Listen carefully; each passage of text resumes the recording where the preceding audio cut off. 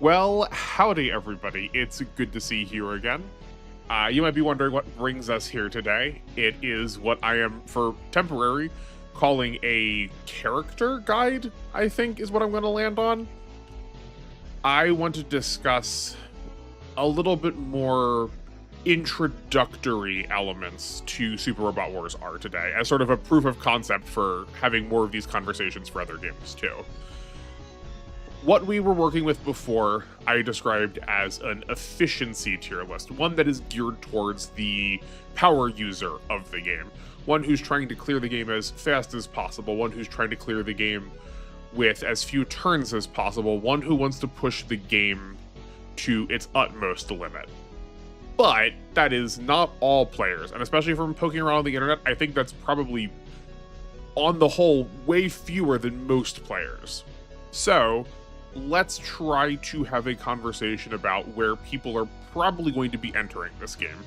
R is, as much as it pains me and my now ailing back to say this, rather old being a GBA game, a console that still strikes to me as the new handheld.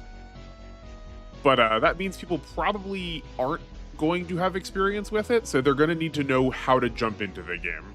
We're going to think about these character guides as a first entry or early entry into playing R. Which characters should I be using, picking, upgrading? That's going to give me probably the best, or if not best, better end of the time getting into R. I'm going to be taking into account efficiency slightly, right? A character that makes the game easier for you is always going to make the game easier for you, whether you're thinking about turn counts or just like understanding what's going on. But we also aren't going to be factoring in when characters are arriving on the scene. That's definitely a big thing that they got penalized for on the efficiency list. But I'm also going to try to factor in some more of the like gameplay story integration, or factoring in characters that might be force deployed in ways that are pretty uncomfortable for your first time seeing a scenario. But if you have a lot of experience with these games, or this one in particular, you could probably play around a little easier, you know? I think you will see the difference when we get into the actual discussion, but let me make it as clear as possible up front. If you have played R many times before, if you're like me and you've played it like 15, even 5 plus, this tier list probably is not going to be geared around providing you with as much information as the efficiency tier list would be. I'm still glad you're here. Please feel free to contribute. I will still value opinions from other people who could maybe help answer to what some good choices are going to be. But we are going to be talking and focusing more on introductory level advice. So with that, let's talk about these categories and figure out how we're breaking things down. I'm going to do my best to call them categories and not tiers, because other than 3 examples, these are not really hierarchical. It just happens to be that I'm still using a familiar format, so they're going to look like a tier, but I assure you that they are not. Our first category is easy in. It's going to look very similar to the S tier. It's just sort of hard to get away from that because of the way in which these characters are so polarizing. But easy in characters are those that you can add to your team basically whenever you would like. And they're also going to be pushing the game far beyond what the game is scaled to do. You are going to constantly feel powerful, and you're going to constantly be able to put pressure on the game. With or without resources, these units are going to be able to perform. Similar to how I described the S tier in the efficiency list, it's going to kind of feel like you are playing another game. If left to their own devices, these units can probably clear stages all on their own.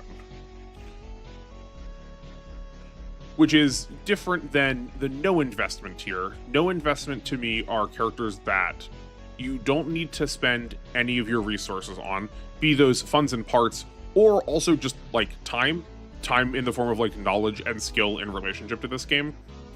But they are unlikely to be able to fully get the job done of clearing a map on their own. They are not going to feel like absolutely busted if you are new to this experience, you might be able to push them into a place where they absolutely break the game's balance. But that's going to require more resources, again, through time more than through money, than a new player might necessarily have. I'm hedging my bets here because I'm thinking about the carrot the most in the no investment tier, which feels a little odd considering how much I praise it. But I think it especially is the poster child and probably a good grounding example for a unit when put in the hands of an expert will be able to dominate the map and pull all of your strategy around it. But if you are unused to needing to make those kind of plans, is still absolutely going to help, but is not going to be nearly so polarizing. Our next category is one-offs. This is for any of the characters that you can use, don't feel like you need to invest into them. As soon as they fall off, you are perfectly free to bench them. This is different from the no investments and the easy ins because those two categories would benefit from you applying resources to it. You don't have to, but if you wanted to, you would get an even better return on investment as you kept spending resources on them. As opposed to the one-offs where you probably don't need to be spending any resources on them to still get them to do something. And as soon as you feel like you need to spend resources on them, it's probably better just to drop them. You're going to see for the more like leftmost entries in this category that they're sort of fulfilling similar roles to each other. So you're probably also not going to be slotting all of these units onto your team. I'm also trying to future-proof these categories for other games too, even when they might not necessarily be fully applicable here. So this is also going to be where characters that are only going to be available for a very small selection of the game are present, which we do kind of see for the things like the gears. They are more the exception for this game than the rule that will hopefully prove this category in future entries. My next category is force deployeds. I have this one listed. I'm sort of trying this category out as a way to signpost to new players units that are worth investing into because the game is going to regularly put them on the battlefield outside of your control. You obviously don't have to use characters that are force deployed for you. You can just put them in the battleships or move them away from combat. But maybe that, I say obviously, but maybe that's not as obvious for newer players as it would be for a veteran. And even still, they are taking up deployment slots, so you are kind of hurting your performance to not use them.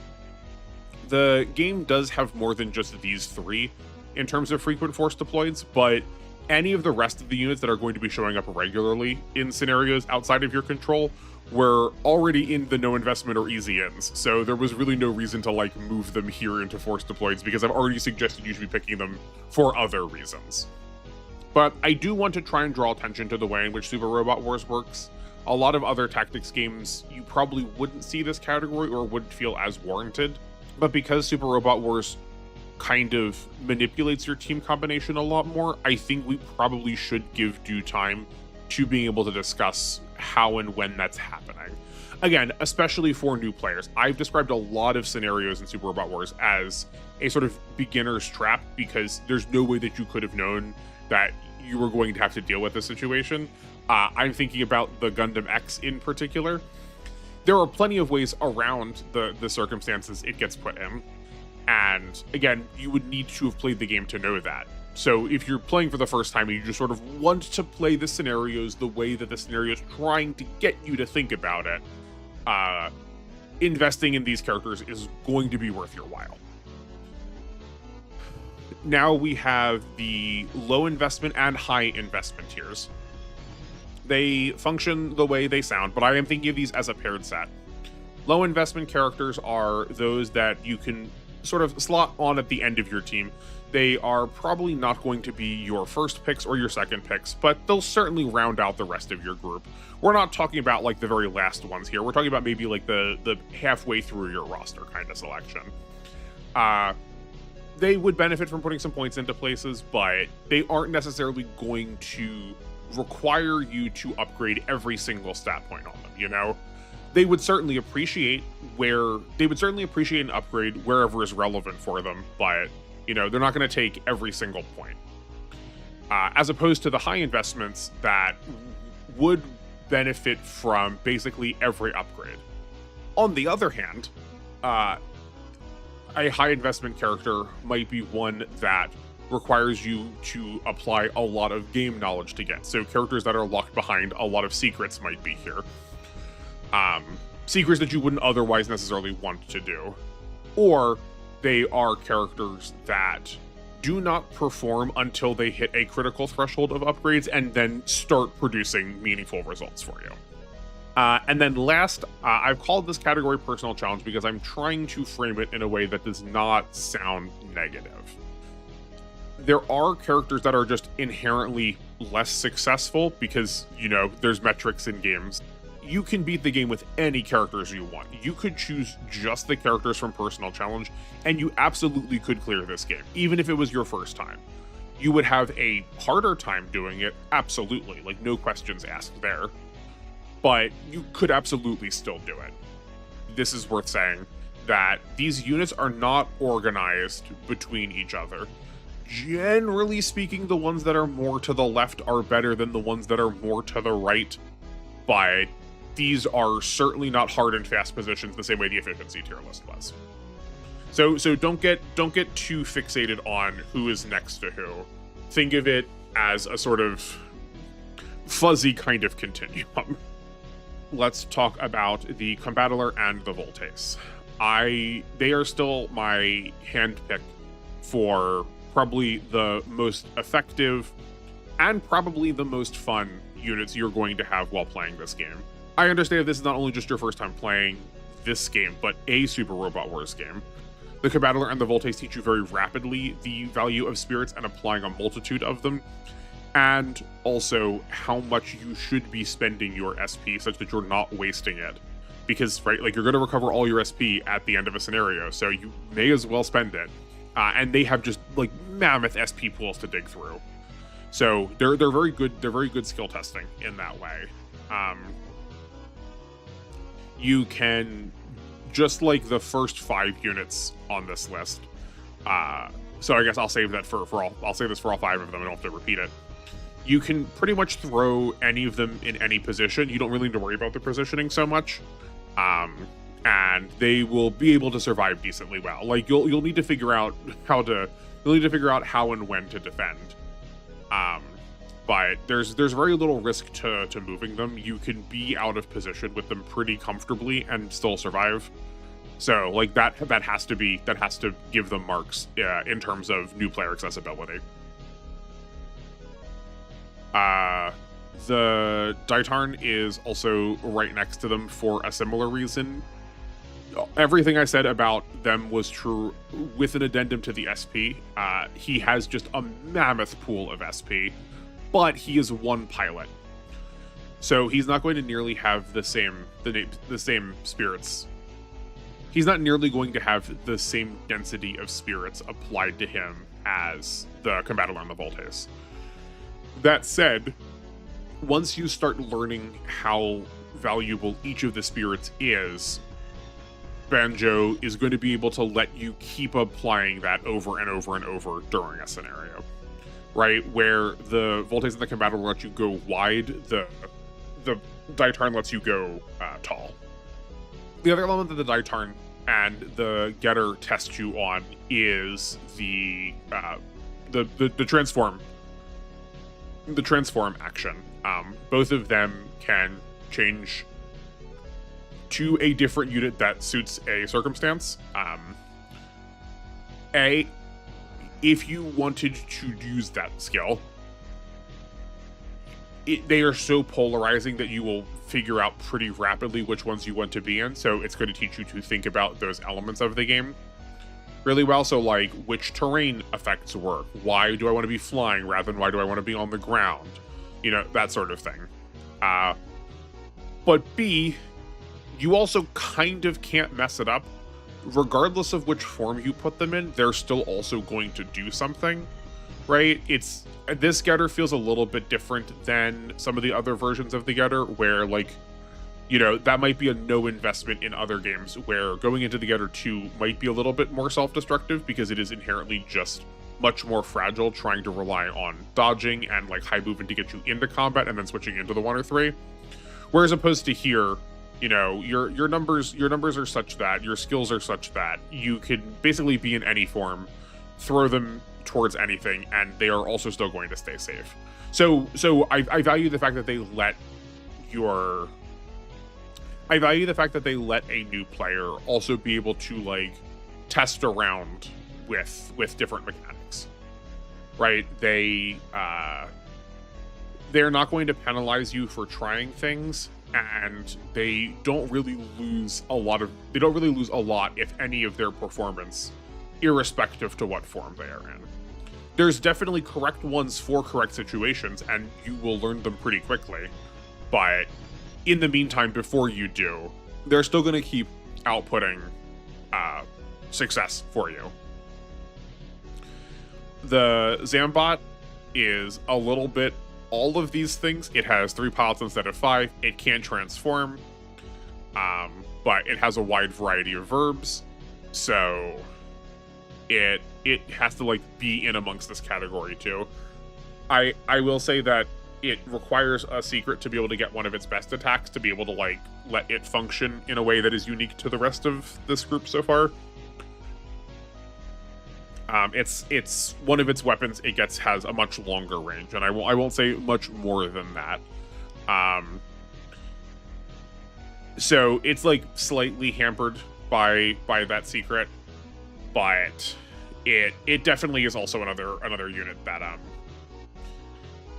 it can sort of do whatever you need it to. It also opens in a scenario where you're going to get to use it a lot, give it some early EXP, give it some early kills, and just get really comfortable with it. So it also like has a really good first showing, which I think is going to encourage people to use it early on, right? It's put like smack in the middle of combat, and then the second half of that scenario puts a group of characters smack in the middle of combat, and many of those probably aren't going to feel like they're performing so well. So the Zambot kind of gets to come in and save the day, right? I think it'll be easy to see how endearing it is given the context of its scenario, and fortunately it's also one of the best things to give resources to in that position, and will just sort of keep snowballing with that early lead that its opening scenario gives, in a way that if you had given it to any of those other units that had shown up there, or some of your previous units, the snowballing effect is not going to be nearly as dramatic. And for our last 3 groupings here, I have some of, but not all of, the excellence. Because the excellence is the main character, pretty much every main character is always going to be at least decently good so far in my experience in a Super Robot Wars game. I've obviously not played all of them, but generally speaking, the main characters are pushed pretty hard in these games, so you could do a lot worse than using them. The Striker is going to be the default frame for a good chunk of the game. You're going to be switched out of it into other frames, but those other frames, I think, require a little bit more intentionality on the part of the player trying to figure out like where we're going to upgrade specifically, or which parts we're going to give them, or like what kind of role are they going to fulfill in your team, whereas the Striker is sort of amongst the 5 units to the left of it. You can kind of just push it forward and it'll get the job done. It has low morale requirements, so you're also not going to be sort of hampered in trying to get it access to a lot of its attacks, whereas you might need to like focus down on that pilot, give them spirit somehow, or sorry, not spirit, give them morale somehow by using maybe the spirit, or like getting them some kills. Fiona and Ral are just sort of going to naturally get access to the majority of their attacks when in the Striker. And then by comparison too, it's going to be one of the forms that you have while you're gaining some of the earliest forms you gain are some of the worst for the excellence, so it's also going to be a really easy frame to like fall back on by default too. And of course it's the main character, so like you're going to want to use them, and like you should, like they're worthwhile.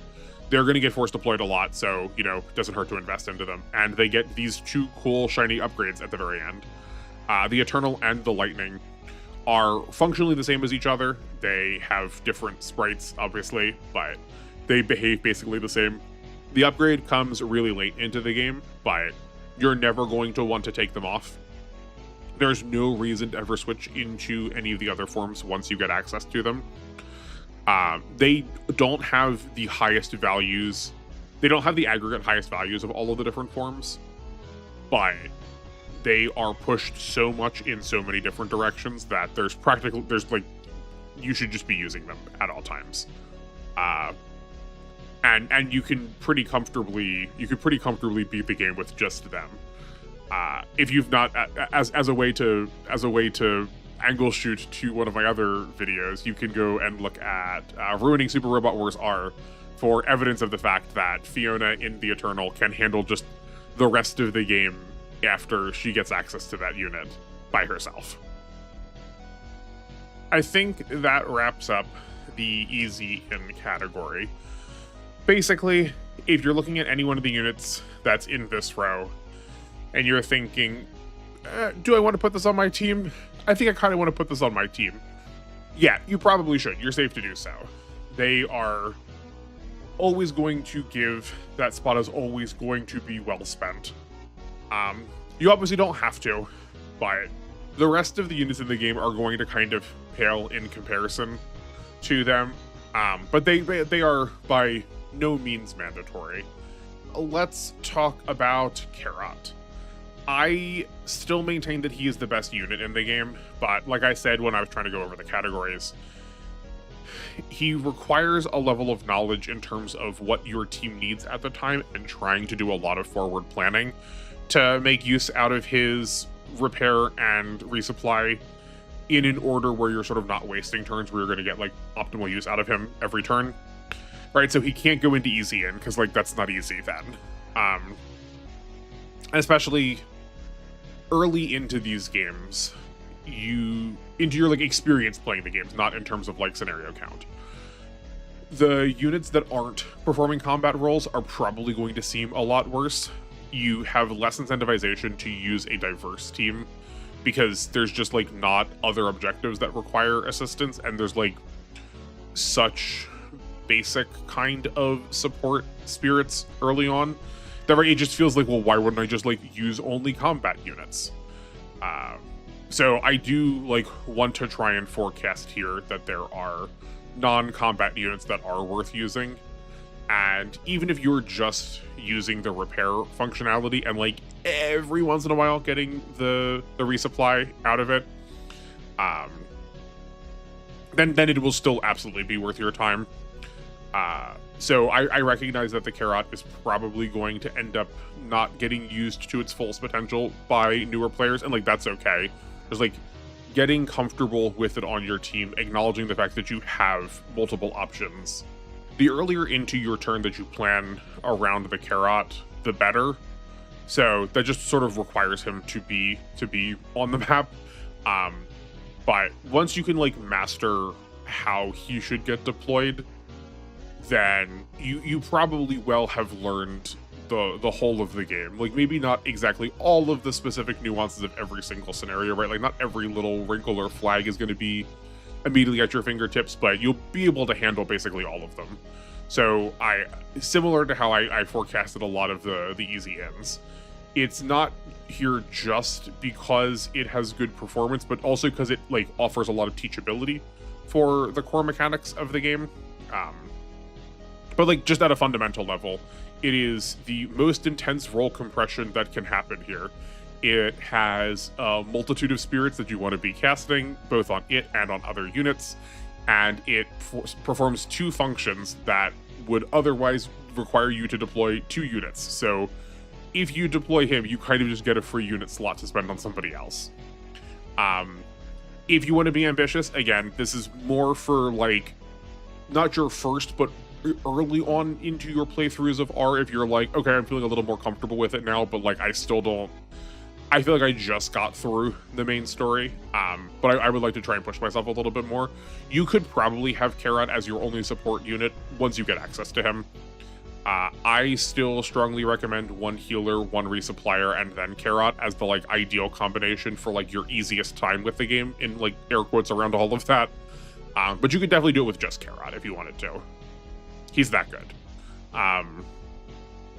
Probably don't send him to combat though. Like, make no mistake, he is a resupplier.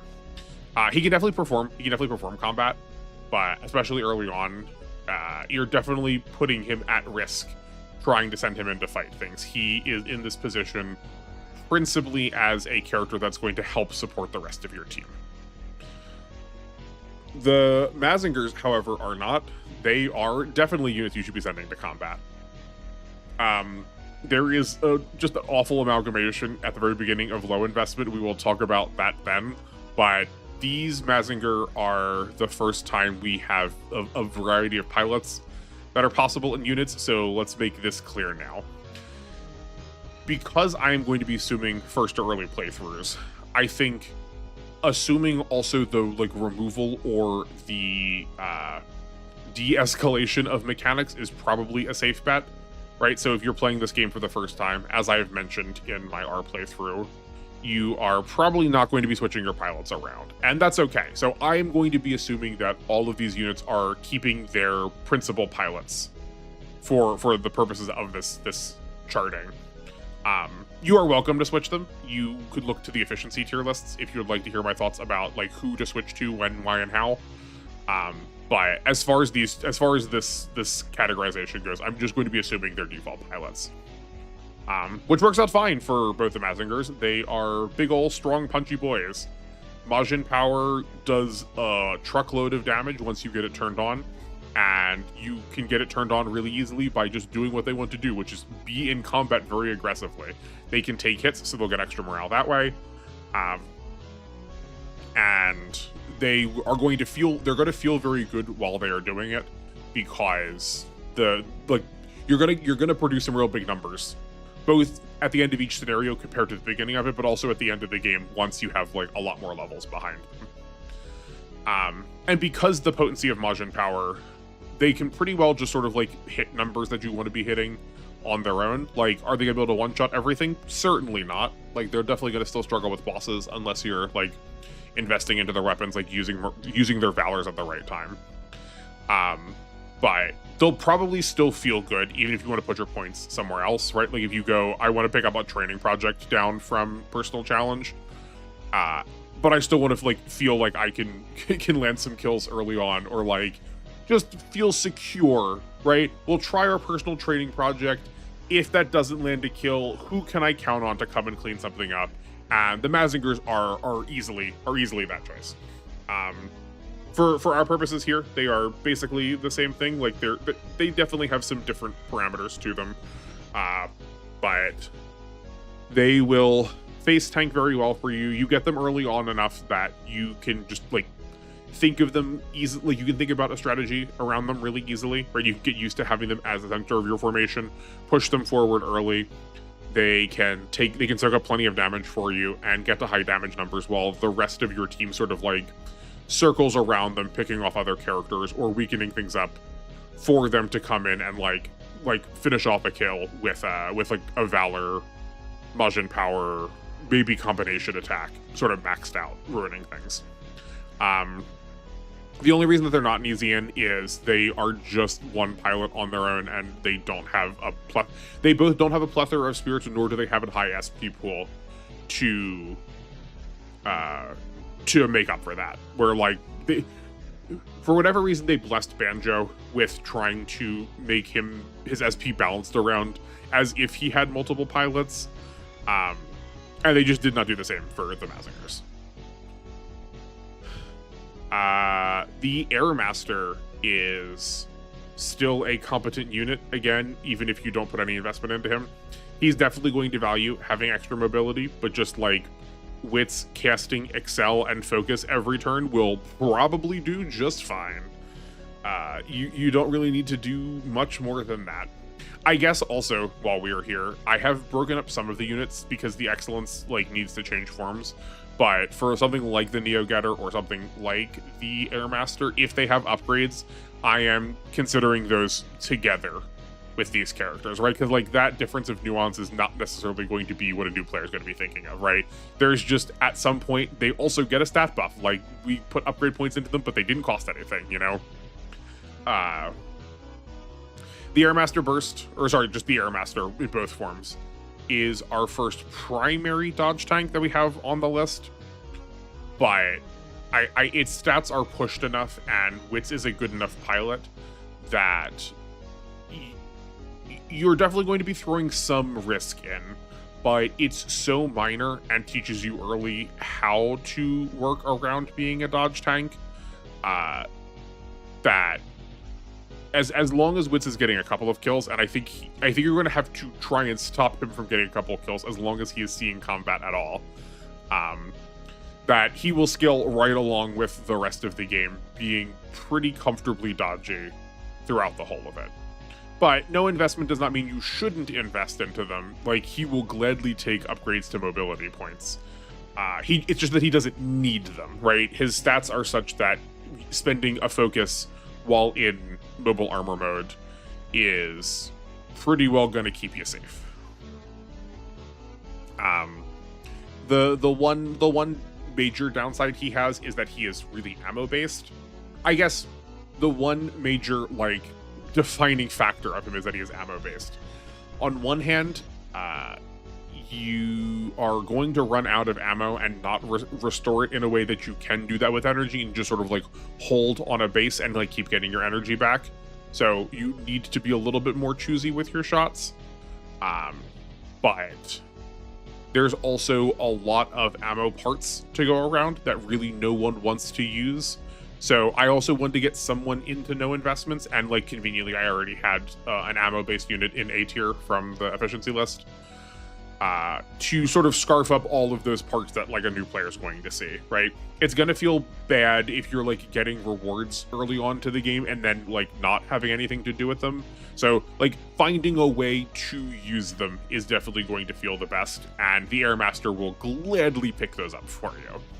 Gladly pick those up for you. And fortunately, I think the optimal thing to do with him, even if you were switching pilots, was just to keep him in place. So like, you're already doing fine choosing to ignore that mechanic if you're going to use him. And like I said, he gets an upgrade about halfway through the game, so he will just be even better than a couple extra attacks, some stat points. He gets them across the board rather than as focused as he may have wanted, but we'll still take a little extra bulk, even if we're not like a little extra bulk. Maybe we'll save him from like go from like a 2-hit kill to a 3-hit kill. You know, like we won't complain about getting it. It's not necessarily as focused as we would like, but he does get some free stat ups that a lot of other units don't really get. I guess this is also worth saying, right? The combination of this unit, both the robot and the pilot, are going to produce a lot of movement. So if you're out of position or if you need to respond to a flag that you aren't seeing, I guess I use the word flag as if it's like common knowledge or like common parlance, and I don't think it is. So especially for this, when I describe something as a flag, I mean like you have done something to trigger a next element to a stage. Be that hitting a turn count, or destroying a certain number of units, or convincing a pilot, or that's like the majority of the common ones. That's what I mean when I say a flag, right? So if you don't know what's coming up in the scenario, and you just shot down whatever the nth pilot, the nth unit was, and now an attack is coming from behind you, right? Wits between being able to cast and excel pretty much every turn, and just already high movement, the high movement of the Airmaster is gonna easily be able to get to what the new enemies were doing. So he offers a lot of flexibility again for newer players who are like trying to get familiar with scenarios and like can get a unit wherever the like new action's going. The Methus is just a really competent healer. Let's do the Methus and the Venus together. They're both really competent healers. You get the Methus earlier, so you've had a longer time to work with it to heal. But both of them fly, so I have to recommend those over our grounded healer in the form of the Diana. Yes, Karot is grounded too, but I think I made enough case for like why he's unique. But a flying healer is going to feel the best, because like when you want to be able to get to a repair, you want to be able to make sure that unit gets there. And trying to struggle with like making sure that your unit almost died also in a convenient position is like not necessarily what first-time playthroughs are for, right? If you're getting comfortable with the game for the first time, you don't want to have to be trying to like micromanage that. Like, oh, if I was one square to the left, I would have been able to get to that heal, right? Like, that's for future playthroughs. They'll also scarf up your movement parts really early. It might feel a little counterintuitive if you played other tactics games, but especially because there is no consequence to putting them on for a scenario and be able to take them off in the future. I super value just tossing a couple of movement parts on, even if they are sort of left over from the rest of your team, just to make sure they can get to their targets. The Methus is more dodgy, where the Venus is more defensive, and you don't need to put points into them, but again, if you put points into them in those two directions, they will have even higher survivability. But, like, they also don't cost that much. It's not the end of the world if you move them in, save 2 of your primary damage dealers, and then these 2 go down in their place. Like, that was still also a worthy trade. Like, you don't have to ever lose a unit, but like, again, if you're new to these games, if you're new to this experience, you're also allowed to, right? There's not actually a penalty to lose. Well, there is a penalty. You have to spend money to. It costs you money for every unit you lose based on like the nature of that unit. But like, if you can't pay it, you still get them. You still get to keep them. Like, they're not gone forever. And like, sometimes that is like a valid strategy, right? Like, you can let them heal a character that was going to die and like let them be sacrificed. I don't recommend it, but it's definitely available. They're also just going to feel good because of if they're like moving adjacent to heal, they offer support defenses. They can also just like take damage on behalf of a more critical character. And their pilots just naturally have a good amount of support defenses. Like, it's not the perfect one in the game, right? But they're already incentivizing you to be adjacent to another pilot for one of 2 reasons. So like, giving them a second is just like only upside. And then because of that, like a new player, you could very easily start seeing like what a good formation can look like. Maybe you start moving your teams in groups of like 2x2 squares around to like keep the support defenses available, you know? And similarly, but different, we have all 3 of the Dendo resuppliers. They work the same way that the repairers do, insofar as that they are flying, and you want to make sure that they're where they need to be. I do have them, like, in my mind, these are lower on the list, only because resupplying is not going to feel probably as relevant when you were playing the game the first time. It will be, like, it still matters. Being able to get back the ability to take actions is going to help, especially when you're like, you won't be as used to like thinking about needing to conserve your weapon uses as much. You're sort of more prone to run out of them, so like resupplying is going to feel even better then. But them not being post movement, I could foresee being a problem for a lot of people. So I guess just like first, if you're using this as a new guide, as a new player guide, resupply only happens if the unit who's resupplying doesn't move.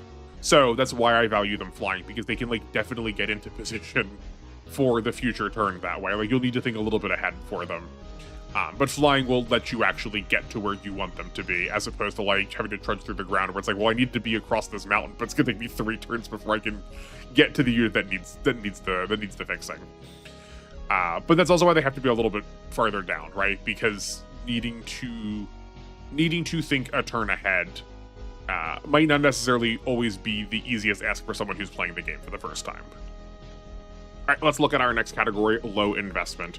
The first on the list is this hideous amalgamation I have made of the Mazinger, the Diana, and the Boss Borat. I know if I'm talking about a first playthrough, we probably want to be reducing the amount of complexity and the number of mechanics that are around, but I will say the trio of the first set of Mazinger units, you get the trio of these 3, is probably worth, putting a little bit of effort into to figure out about how to switch around pilots. Again, following the pattern that I've been using, it's like teaching you a mechanic really well, and I think they're the best ones to do it. But you're also going to get a good return on your investment doing this process, right? You're going to get a lot of levels. You're going to see a lot of extra spirits you wouldn't have otherwise seen. You're going to see characters who are outputting higher numbers then the rest of your team that you've been using pretty consistently at the same rate as you've been using the Mazinger trio. I have them in low investment for 2 reasons. One, just like the nature of needing to think about when you're going to be switching them around is like time investment or like, strategy investment. I don't think it's a lot, but, trying to think about when is a good time to apply these changes is not immediately always apparent. I swear by the rules of your highest level one goes in the damage dealer, your lowest level one goes in the resupplier, and then the one that's left goes in your healer. But that's not always like a hard and fast choice. So like learning to figure out exactly when you want to pivot that does make a difference, and like that is going to require some amount of skill or some amount of investment to figure out.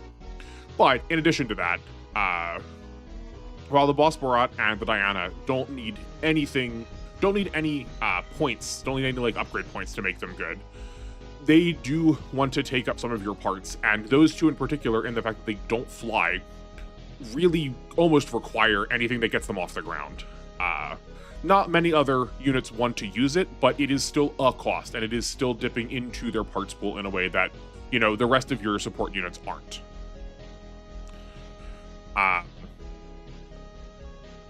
And we've already talked about the Mazinger before. But it's just the combination of the 3 of them is like definitely some more skill testing. You obviously don't have to, but if you're thinking about like, let's try out this like pilot switching mechanic, these 3 are the one that I would say you should use. They come early, so you have a lot of time to play around with it. They have the multiplicity that you're looking for with it, right? Switching into 3 different types of units. And all 3 of them do perform some way in each of the 3 roles. Are they all perfect for them? No, like you couldn't have that. That would be bonkers if 3 pilots fit 3 different units perfectly all 3 times. But they definitely have some characterizing moments in each of the 3 units. Like Koji is really good at doing damage, but also really good at taking damage. So your healer is going to be safe. Your either of your supports, I guess, are going to be safer on the front lines, getting to your critical characters. Sayaka does have a bullseye, and the Mazinger has like somewhat low mobility. As far as like a super robot goes, right? So like she does get to maybe not do as much damage, as much displayed damage, but she's gonna be doing damage way more consistently because she pretty much gets to guarantee all of her hits. Boss is kind of more of the filler character here. He is also like somewhat tanky and somewhat melee focused. So like everything I said that was true about Koji is like minorly true about him.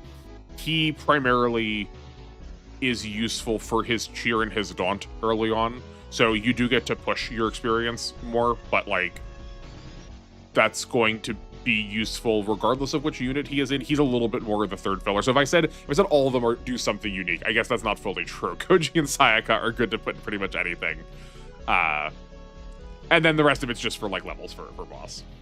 But getting levels on Boss matters a lot because he is one of the earliest daunts in the game. So like you get to like push damage a lot earlier, or if you don't really care about daunting, at the very least you have cheers, right? So getting to apply experience on characters is, just like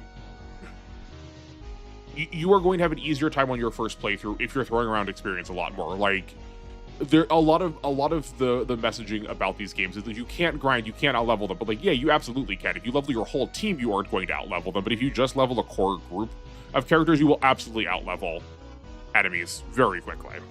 For just an entirely different unit in pretty much all ways, the Valkyrie belongs in no investment to me because she does not scale as aggressively off of her base kit as some of the other dodge tanks do. She is a dodge tank, like the quintessential dodge tank, in that she is the only super small unit, so like that is contributing to her evasiveness in a way that no other character gets to do. And she is hitting like single-digit numbers out of the box when you deploy her the first time you get her, made even better by one of her focuses. The only trouble is that she also, well, it's not a trouble. She also gets blessed, so you're probably going to want to be spending her SP on things that are not necessarily focus. And trying to figure out like when to do that correctly is definitely going to be a little bit skill testing. But you could just as easily, so the investments that I would put into the Valkyrie are giving her evasion pretty much straight off the bat, and you don't have to give her anything else. Giving her mobility straight off the bat, and that covers basically everything you need. And then some part, again, to also get her off the ground. Some of her attacks are locked to not fighting enemies in air, and that definitely decreases her usability pretty dramatically.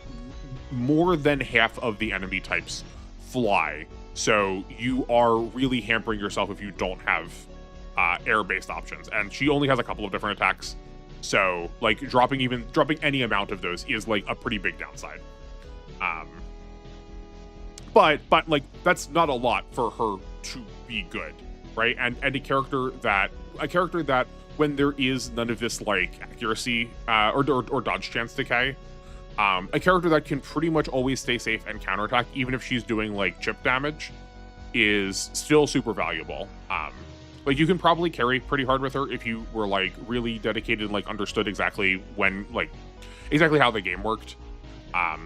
But she will put in a lot of work as long as you are willing to spend a little bit of money on her, again, for her mobility.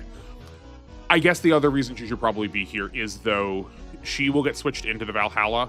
You can just take her out of that, like that's a thing you can convert in one of the menus. And if not just like on the board, right, you can discard, you can snap off the Valhalla to get the Valkyrie, but that assumes that Vega is going to be piloting it.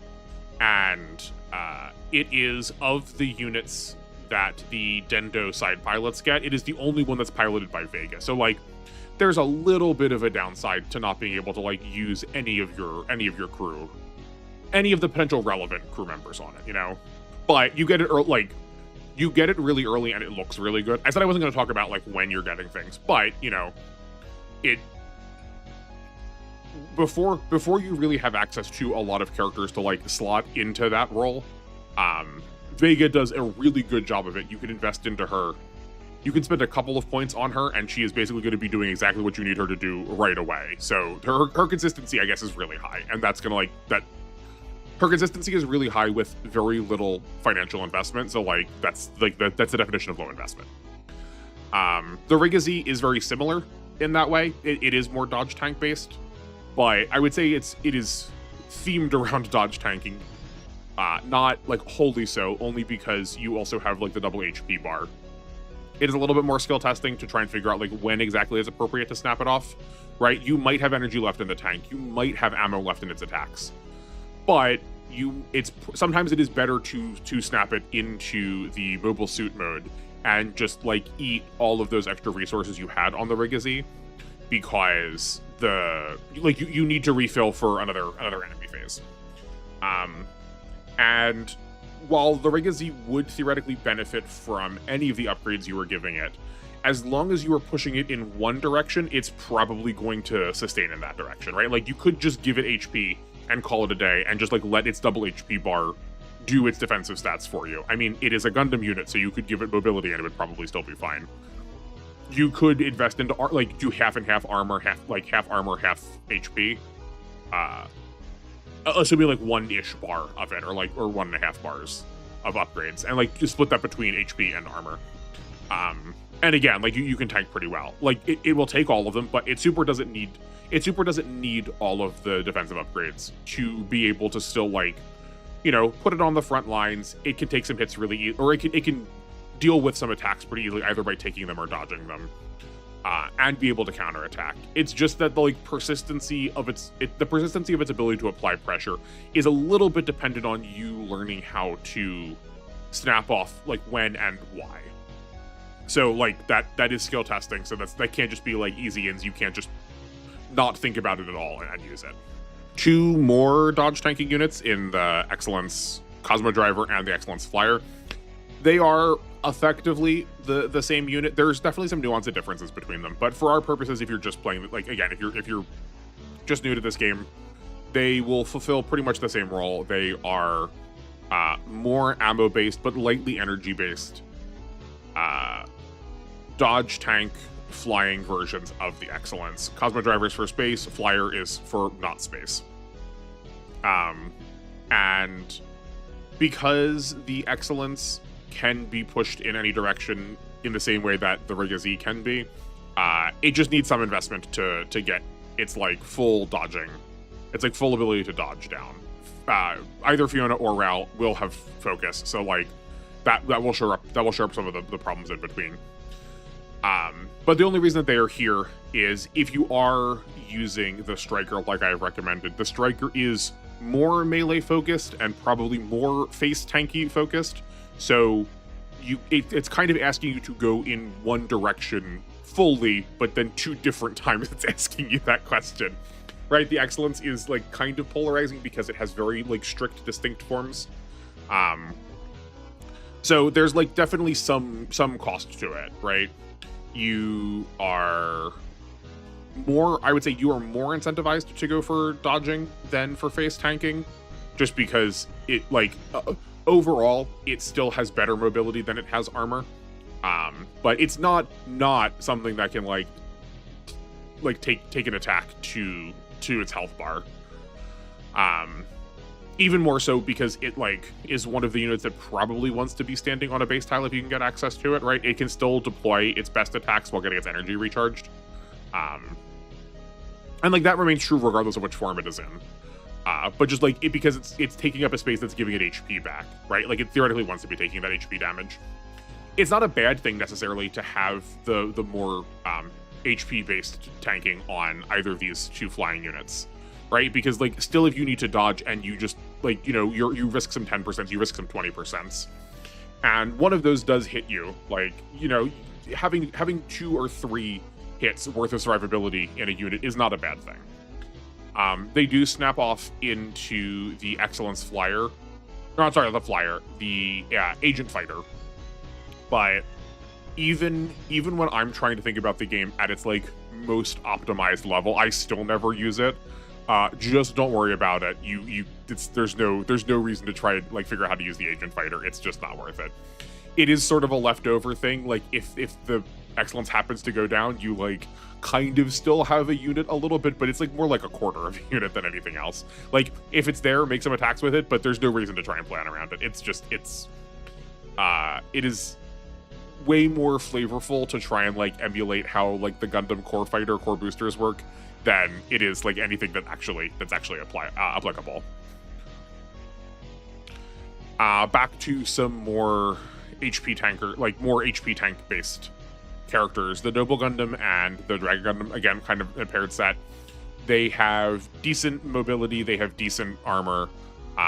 They can actually like get like they can move pretty far into maps and have 5 ranged attacks. The Noble Gundam is better at 3 range than 5. Yeah, she can handle 5 range, but she's better at 3 range technically with the beam ribbon. But they are also sort of the characters that you can like throw points into any of their defensive places wherever you'd like, and they'll still like return that investment somehow. They are also just like pretty safe in the form of almost all of their attacks are A's throughout. I guess I haven't really talked about that at all. There have just been like other good reasons that characters should be where they are. But when I'm thinking of sort of like these all-arounder Gundams, I want them to be able to like apply a little bit of something somewhere at any point, and having A's in the water for all their attacks, which is going to happen when you have a lot of melee-based actions, makes that really possible.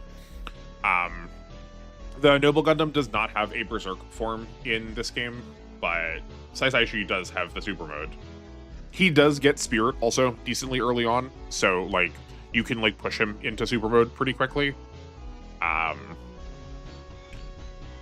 Other than that, like they're just pretty good standard sort of flunky units. They're not going to beat the game by themselves, but it's worth giving them a couple of points somewhere to sort of shore up their survivability, and you can just like point them in the direction. You could like take like 2 or 3 of these kind of units, like any of the G Gundams in low investment, any of the Wing Gundams in low investment, any of the Ice Valses in low investment. Just like take a bundle of them, take like 2 or 3 of them, and point them in a direction, and like that part of the map will largely get sorted out. They can probably always like land an attack. If it's their best attack, is it their best attack? Not necessarily, but they'll probably always be able to apply like damage somewhere. They'll probably be able to get to most of the targets you want them to. Like they're not crossing the map, but you know the 2 of them are probably going to get like. You could go from one front of the battle to another front of the battle in one turn and like still apply a little bit of damage somewhere. I have all of the Ice Devalis group together, so both the like non-custom versions and the custom versions. I'm not really drawing much of a difference between them. You can see they're sort of like intermixed in there. I do have them separate for these purposes only because they still work very differently from each other. Like the custom ones get access to their energy pretty well right away, and like that is a very deliberate play pattern that you want to use with the Nadeshiko crew. So like that to me feels like it is a difference worth drawing. But for our purposes, like generally speaking, they are also just like just invest into them a little bit, and they will output resource. They'll output that investment back again. They do want to stay decently close to the Nadeshiko. So surprisingly, I'm not as concerned about their defensive stats this time. I think probably investing into energy is like probably your best bet, right? You want to be able, if you know you're going to be getting all of your energy back every turn, you want to have just a massive amount of that resource to be able to just like keep spending and spending and spending. And that's probably all they need. If they take any damage, they will probably be next to each other because you're going to be using them in a group. If you pick one, I recommend picking all of them or as many of them as you'd like. They work well together because they want to be close to Nadeshiko. They're going to have their supports active, both the like rivalry bonuses and just like support defenses, right? So they can like pass a lot of damage back and forth to each other to keep them more safe. And like they're already close to the battleship. If they do take close to lethal, just toss them in the battleship, heal them up, and then move them back out. The non-custom versions, I'm not really distinguishing between forms here. Some of the forms are definitely worse, but like it's only upside that you have access to those forms. Like if you're primarily going to be using the OG form, right, it's only upside that you have the flight and the artillery form. Again, still part of this like idea of investment in time. You are going to want to switch them back and forth between if they are on space or not for their OG and their flight modes, right? Like there is intentionality behind those forms. It's just that like it's a little harder to see because they have artillery and there's not really a specific time that you want to be using artillery. I would say for your first playthrough, it's probably not worth switching into them. Like try stuff, like don't not do something simply because someone on the internet told you not to.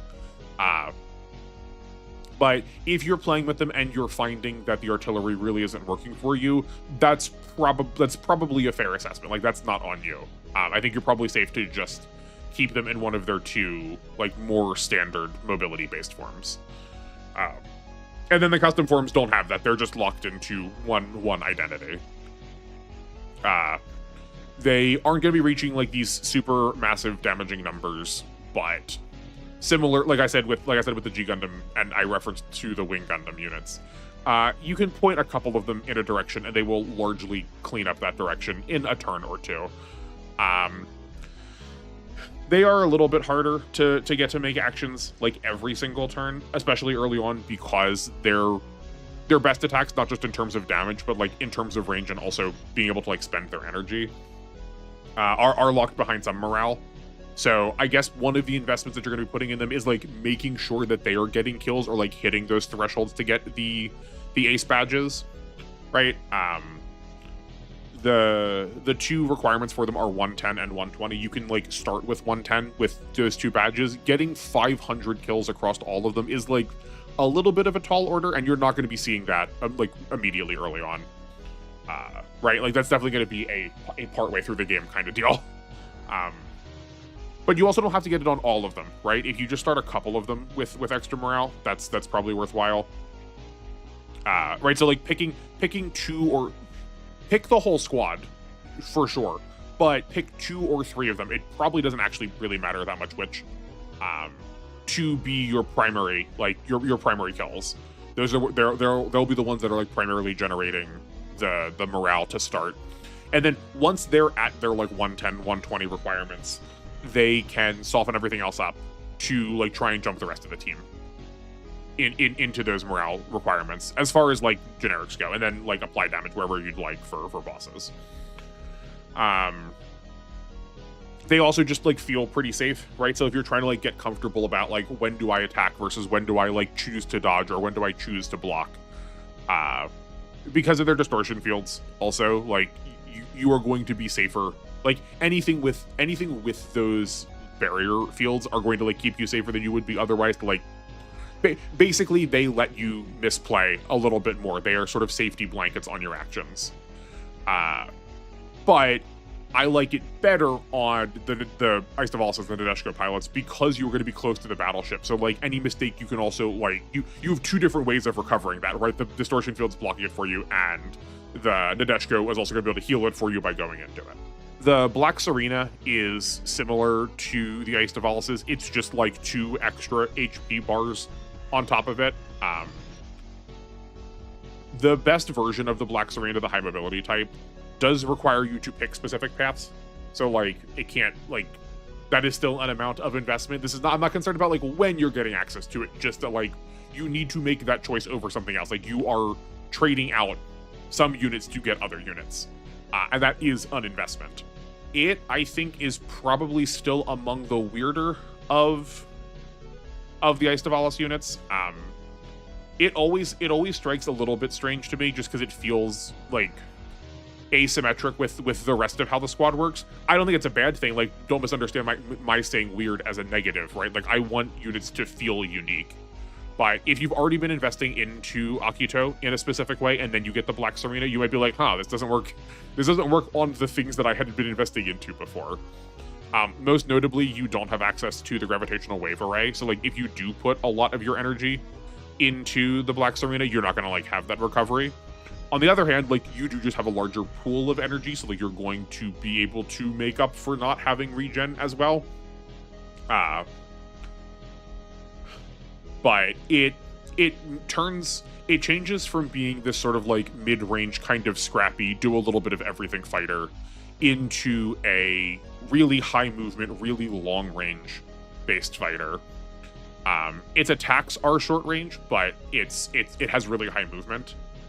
So I do think of it as a little bit more costly to use it because you're going to need to be more careful of your positioning, seeing as you're going to be like away from your battleship.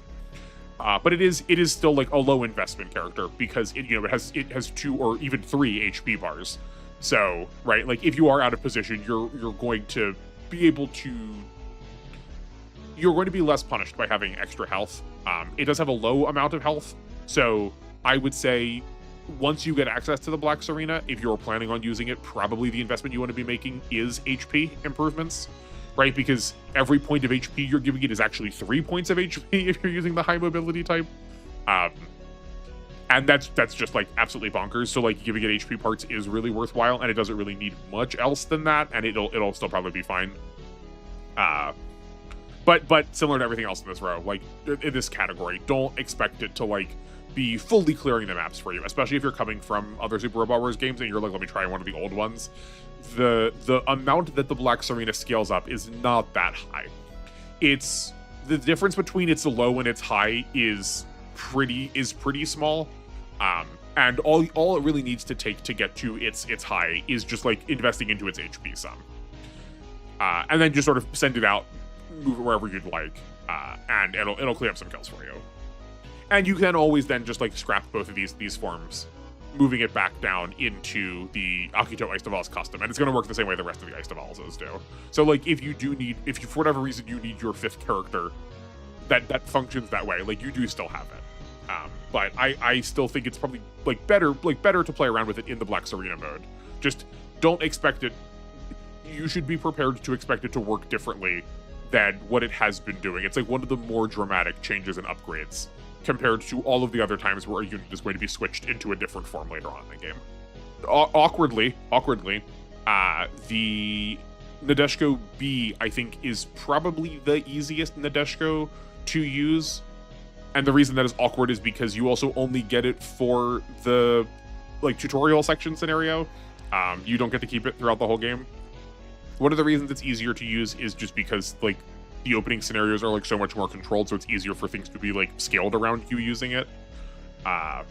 It has mostly gravity-based weapons, and that is potential. It has potential to prove a problem for like actually doing damage. The distortion fields, they block gravity-based weapons wholly up to 2,500 damage, and then not at all after that.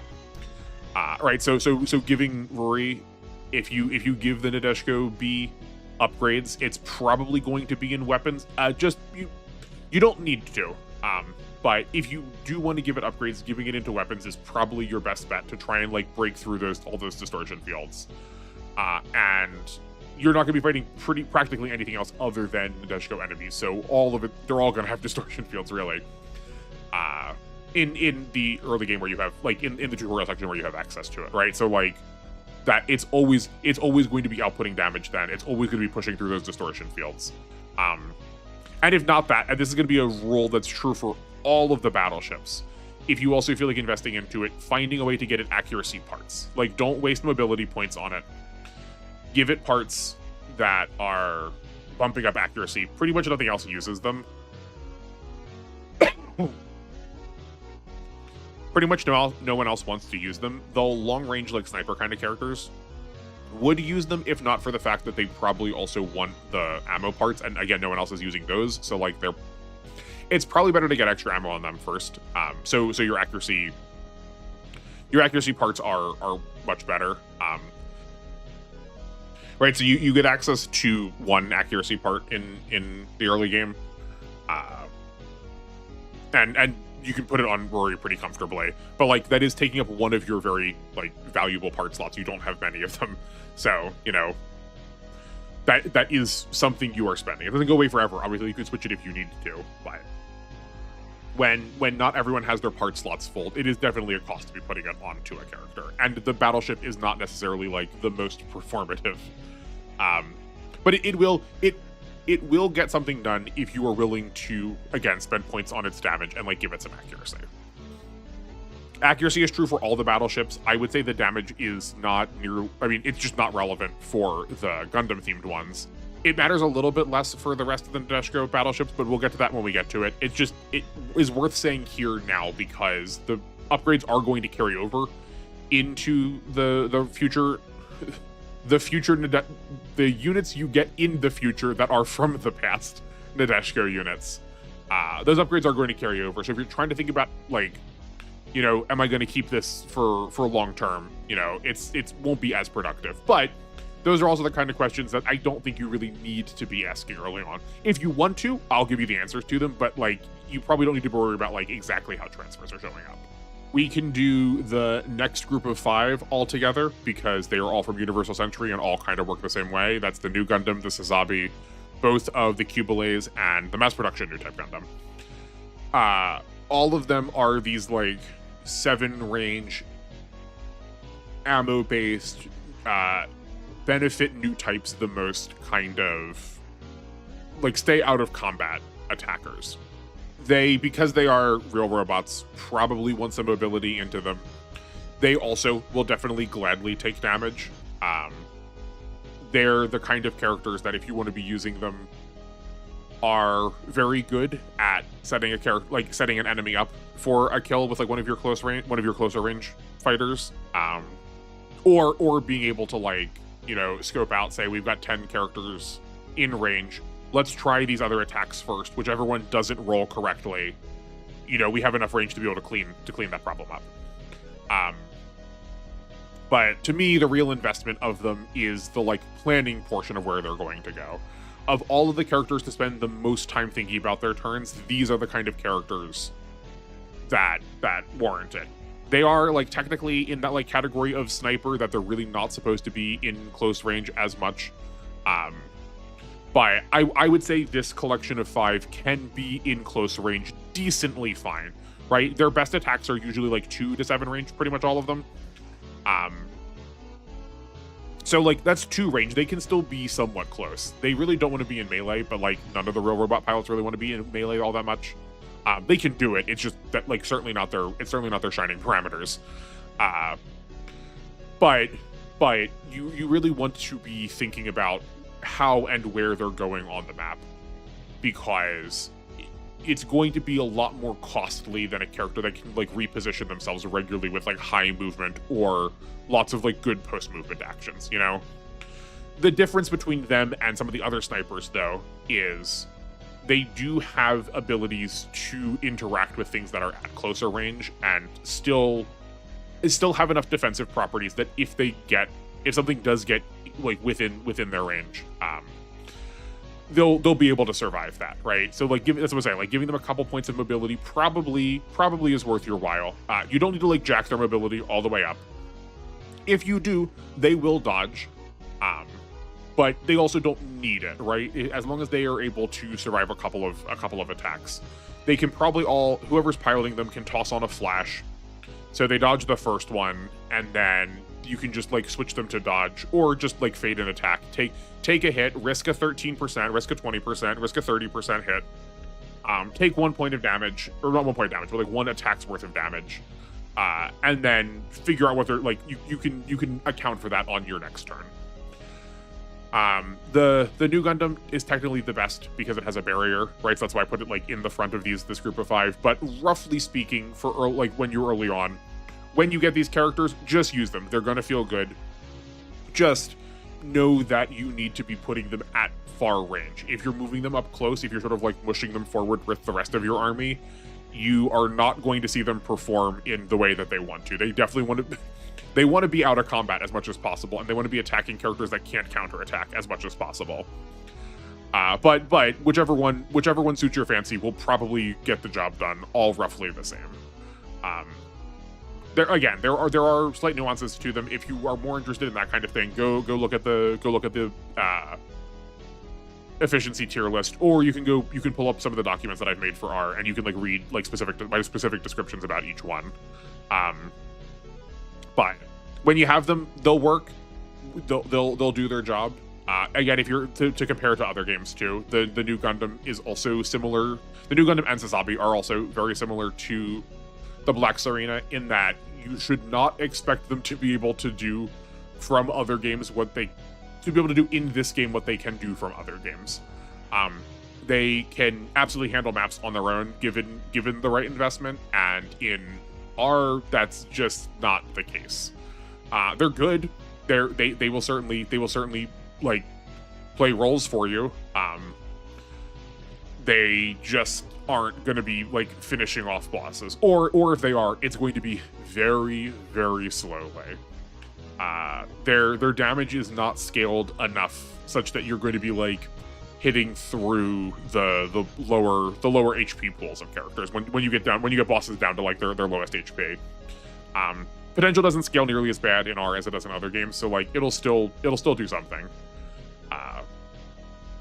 But yeah, no, their numbers are not pumped up enough to be able to clear these scenarios on their own. Many of the UC pilots do have like Valors and Souls to be able to like try and account for that damage, but like that also counts as investment to me, because you need to like if you are dependent on your spirits to make sure that you are performing at the same level as other characters who haven't spent their spirits yet, then like you need to save your spirits, and like that is investment. You can't, if you need to save your resources for one way, like that is an amount of cost. It's not that bad of a cost, right? Like you want to be doing that, but it is still a little bit of one. The Taugeese is like kind of right between this like long-ranged fighter and these like up-close G Gundam fighters. It definitely has long-range options, like mind you, like that is for sure. But Zex does have charge, which is letting him use those long-ranged options post-movement. It's the kind of spirit that you'd want to turn on basically every turn. You just don't have enough SP to do so. If you wanted to, you could probably play this character just having him charge, and like play this character without spending anything on him. Give him a couple of decent parts, like give him extra range is probably worth your time. Giving him extra mobility is probably worth your time. I also don't mind giving him extra crit. He's like one of the few characters that feels like that matters on. Only in the fact that he is probably also going to be taking a lot of actions on all of your turns. Pause, step back. Let's organize this in a different way. Crit is one of the last stats that you want to be giving to your pilots. It is the least crucial. Like it is a chance to increase your damage. So something that is more guaranteed if you are forcing numbers to a threshold where you're guaranteed dodges. If you're forcing 2 points where you're only taking 10 points of damage. Like, those are way more crucial. Adding really hard numbers of, okay, well, I've increased the range of my attacks by 2 spaces. That is guaranteedly hitting this many more characters a map, right? Those are really hard ideas, and those are more valuable first. It's just that between Zex and the numbers that he has built into his pilot, and the like base stats of the Taugeese, you just don't need to spend. You don't need to spend as much to get those same levels that you do to like hit the same benchmarks that you do from other characters, right? Zex will probably have an easier time getting to a 0% chance to hit, which I would say is his better defensive choice. His better defensive choice than face tanking. He will probably get there through levels and focus and just having a good unit. Again, like he will take an amount of investment into mobility, or like a single mobility part, rather than some characters needing like, you know, all 2 or 3 of their part slots filled with increasing dodge chance. So at that point, then, like, we are sort of free to experiment, and the the 2 leftover options are accuracy and crit. Accuracy you're putting on pretty much always to hit mobility based bosses, and then crit is just for extra damage, and like you can just cast spirits to. I never like increasing your accuracy other than on things like the battleship, because the battleship doesn't really have a lot of anything else to do. But you could just be like tossing on your focuses, landing your hits. You could add your accuracy if you needed to, but it's one of the few characters that can like maybe use crit fine. But like it won't hurt him to take upgrades. I was just checking where his numbers were in my recent playthrough of R on the channel, and I just accidentally committed to it, and like he still worked out great. You could pretty much point him in any direction, and he will handle that direction. This is why I'm like still hemming and hawing about the names of the categories, right? Because unlike a lot of the other characters that have come before him, Zex and the Taugeese probably could finish a map on their own, but that would require like max investment to get there, where even if you max invested on like the Ice Devalises, on the Dragon Gundam, on the Rigazi, like it would still need some amount of support to be able to like finish the job off, right? Where the Taugeese could probably pretty well handle it on its own. But it definitely can't do, it's like only going to be keeping pace with the rest of your team, even with a minimal amount of investments, you know? He's definitely at a weird spot. But like I like that. I think all of the wing pilots stand out enough on their own that they can like feel like we can have these like conversations about like what actually matters to them, rather than how I talked about the UC units all just together in one big group, right? Like we talked about just the Taugeese. They do feel distinct and unique. So yeah, if you want to use him, expect to be spending charges on most of your turns. I think it's valuable to spend them early, because then you're going to be able to push up ahead, like you're going to be pushing up earlier in the stage, thus getting him to sort of like the quote end of the stage physically, and that's leaving him in position to be able to like take actions. But if you're not using those charges, then you're going to need to be thinking about him in terms of how you've been thinking about the UC like 2 to 7 range characters too. But he will gladly take some of the other oddball leftover parts like crit, and if not that, will happily take points somewhere to push him in a direction. The same way we've talked about all these others that can like be defensive a certain way. I still think mobility is slightly better for him, but he's happy to take kind of any extra stat points you want to throw his way. And here is where this tier list is just like not actually a tier list, where the Ultron Gundam and the Death Scythe probably should be like up next to the Dragon Gundam, because they're working pretty functionally similar, not just in the fact that like 2 of them are designed around dragons, but we have these like 6 movement, post movement 5 range, like mid 2000s damage characters. That is not true for the Death Scythe, but I'm still sort of taking all three of these together in the same, or I guess all four of them, because I compare them to the Noble Gundam too. Yeah, I guess the Death Scythe is like the Noble Gundam in Gundam Wing, where except the Noble Gundam does have a 5-range attack, where the Death Scythe does not. But these sort of like do a little bit of everything. They will take a couple of points in mobility and probably a couple points in armor. They would appreciate. And any sort of like leftover extra parts, you can throw them a couple points in mobility, a couple points of armor, and just like still part of this group of just like sort of cobble together 2 or 3 characters and point them in a direction and go to work. I said this in the efficiency tier list too, so I will. It bears repeating again. Of the units that use an increase in range the most, of the characters that use an increase in range, I think the Death Scythe uses it the best. He wants them the most because he is doing a really good job. He's doing a good job, not a great job. I wish he had probably more damage and crit to like push home this idea of he's like he's really lethal close range. But he is one of the few characters that does not have that far reaching of attacks. So he really wants that extra range the most, and like that is a cost. Like a lot of characters would really value having extra range on their kit. But having 3 range, having your like max effective range be 3 is a real heavy blow. I guess the Death Scythe is being balanced out by the fact that it has 2 different defensive abilities that are already like built into the kit too. So in the same way that I described the like new Gundam as being safe, as the Ice of Valsis as being safe, that you can like misposition the Death Scythe pretty okay, and like you don't have to have his positioning down perfectly for him to still be survivable, for him to, you know, like still get the job done. The only trouble is that he like probably needs to be pushed up pretty close to the front of your army because of his low range, especially if you're not spending the extra range parts on him. So he is potentially prone to more dangerous situations.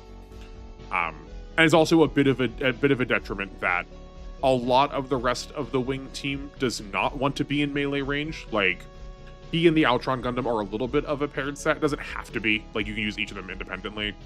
But, like the Ice Devalises, you know, are going to be next to each other because of their play pattern. And that also means they're going to be activating their rival bonuses.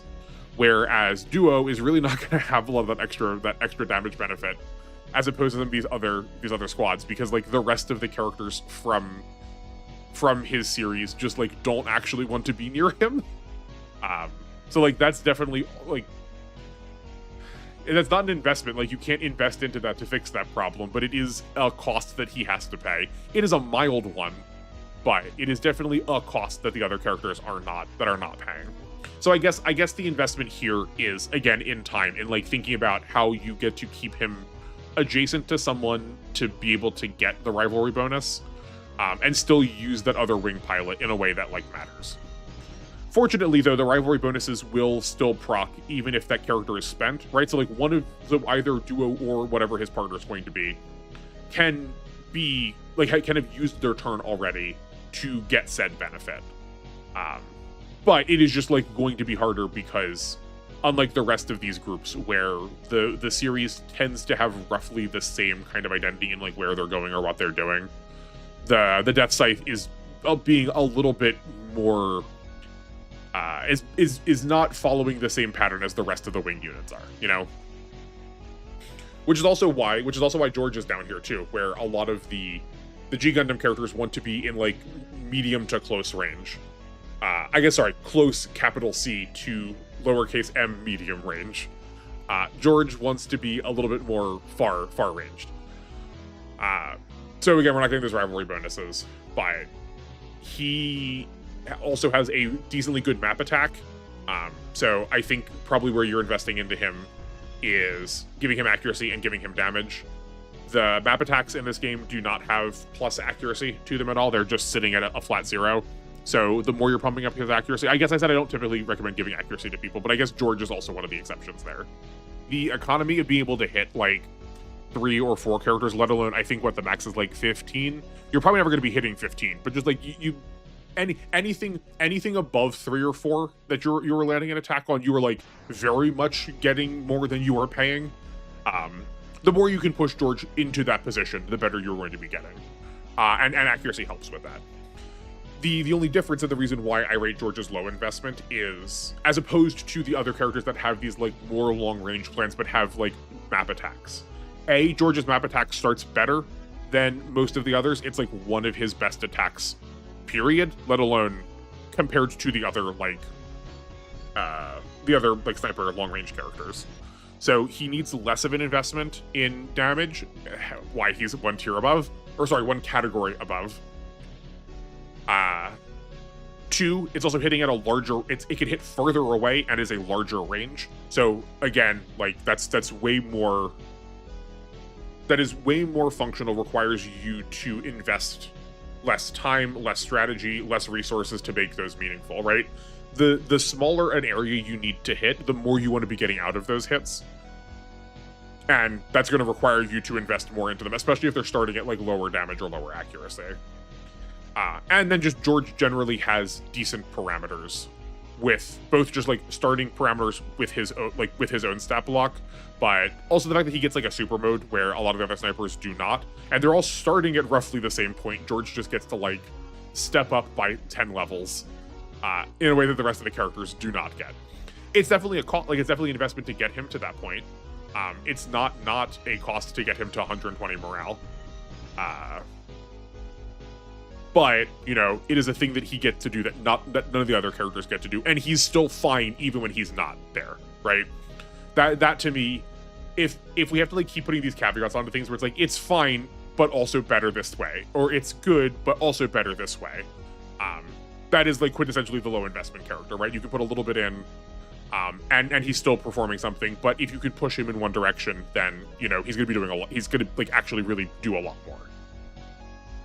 That wraps up the low investment category. So again, just as like summation, these are the kind of characters you're going to be picking at like, you know, halfway points of your army. You've got like 6 slots left. Any of these are probably pretty defensible. Generally speaking, if you're putting these characters onto your team, you're going to be having an easier time than you were without them. And as long as you are thinking and strategizing a little bit with them, then you're going to be coming out better than you started. They can't really do things fully independently though. Pretty much anything in this category is going to require a little bit of support on your part. So just don't overestimate them and expect them to be able to like clear maps on their own. They're going to need some help to get that job done, as opposed to the high investment characters that, I mean, the name says it all. The Janice Kai is really not doing anything. It looks probably not much better than a Jigan without any investment, but because it can get more points of investment than any other, there are other units that can get up to 13 points of investment, but no unit goes more than that. And most units are stopping at like either 8 or 10. 10 is the average, and then a lot of the better characters only get 8. Because she gets 13, because it doesn't have to be Anil, but like whoever's in it gets 13 points into their unit. You're able to push beyond what most of the other characters are doing, but like it gets really costly. It gets really costly trying to upgrade 5 stats to plus 13, and like you don't have to, but every point of stat you put into her, you are going to get that much return out of it, right? Like this is not a character of diminishing returns the more you're giving her. And to that point, she also has 4 parts. So as I said in my efficiency list, you can also kind of force her in whatever direction you'd like. 4 parts is enough to like skew a character hard in whatever direction that part can give. But that is 4 part slots. Like that is eating up a lot of parts. Plenty of characters that I've described as being defensible to good only require 2. So like in effect, you are taking a character that might not otherwise perform and giving them 2 characters who would kind of benefit but don't necessarily need parts, and committing them onto one. Like I would describe that as decently costly. Fortunately, those parts aren't consumed, right? Like in these games, you can move things back and forth, but you're probably not going to want to be switching parts like every map. There's like, the game does not really call for that kind of level of granularity, and especially for your first time playing, like, you probably don't want to be dealing with that kind of math. But second, like, that does still mean like people are getting benched or people are losing out on their resources, so like they're still being used for that map even if you can change them. You could theoretically just sort of throw on a lot of your leftover parts, but I think that leans her too generic. I think the upside of a character that has this sort of like vastly open-ended quality to them is not to like keep them being generic, but to like really hone in one direction. She will gladly take every single point you can give her, but I don't think you should be doing it as like 3 points into HP, armor, energy, mobility, damage all at the same time. Like, pick one to max out. I would say, I guess, energy is probably the worst. She really doesn't use energy for anything. But like, max out her energy and then give her HP parts, and then max out her armor after that, or like max out her mobility, give her extra leftover, like the plus 5 mobility parts. And then if she's already at 100% dodge chance, if she's already seeing like 0% from enemies, then start giving her extra range or give her extra crit that's left over. She is, I guess, another character that will use the extra crit decently well, just because she can like, you can offload the requirement of the typical use of parts onto the other stat points she can get, and then that leaves her parts for, you know, the rest of the things that everyone else isn't using. Technically, it's more funds expensive that way, but finding a way to use parts that other characters aren't using, that are just sort of sitting in your inventory doing nothing, I find more valuable. We have the second to last excellence next, and I opened that way because I think part of the cost of using the gunner is you don't get to use the other forms of the excellence. If the gunner, if you could deploy the gunner independent of deploying the striker or one of the two flyers, then I think it would probably go into low investment, but because you can't deploy those, and in order to deploy this, it's a little bit more costly to me.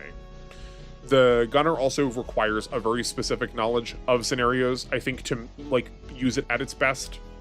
It is really morale dependent to get access to its best attacks, so you want to be getting kills with it, and it does not have a way of killing flyers effectively early on. It has a very limited ammo pool. Most of its early attacks are A, ammo driven, and B, a small amount of ammo. It does have an infinite use one range melee attack, but it can't hit in the air. So you probably are going to only be using the gunner when you know you have stages that are early on filled with ground-based units. Or you just like have a team that does not really care about whether they're going to be getting the kills on things, which is pretty atypical. Like, the vast majority of characters are more than glad to get their ace badges, and like kind of as early as possible. There's like good reasons to defend giving a lot of the characters that are above this category their ace badges when you can get them, either because they have skill activations, then because, you know, they have really desirable attacks that you need to get to like 120 or 110 or 120 morale. Right, so like for all those things, I would call those all costs. And then again, the gunner is flip-flopping back and forth between which kind of defensive properties it wants. It is more like the striker in that it wants more defense than it wants dodging. But it is still a mixed defender character, so which way you are applying your parts is, or not parts, sorry, which way you're applying your upgrade points is going to keep changing back and forth if you're going to be changing out who you are using, right? So if you've primarily been using, well, you get the gunner before the Cosmo Driver and the Flyer. The Cosmo Driver is only in the tutorial, and you lose it for a while. But if you start upgrading towards something like the gunner, thinking you're going to keep it, then get one of the Flyers, you know, your points are a little bit mismatched for where you want them to be. It also wants to use it because it is this like really long-ranged ammo-based character. It wants to use parts that the other forms were not using. So it's then trying to like redraw on parts that seemed free for other characters. So it might be like switching to the gunner might be bumping other characters off of your team. There's just a lot of ways where it's not synergizing with the rest of the game plan the other excellence forms had, and I would call those high costs. The Heavy Arms is an example of one of these long-ranged characters that just does not really perform all that well. It deeply wants as much of the ammo parts as possible, which is not that much of a cost, right? But we've still called all of those wanting parts specifically, wanting specific parts and wanting as many of them as possible a cost.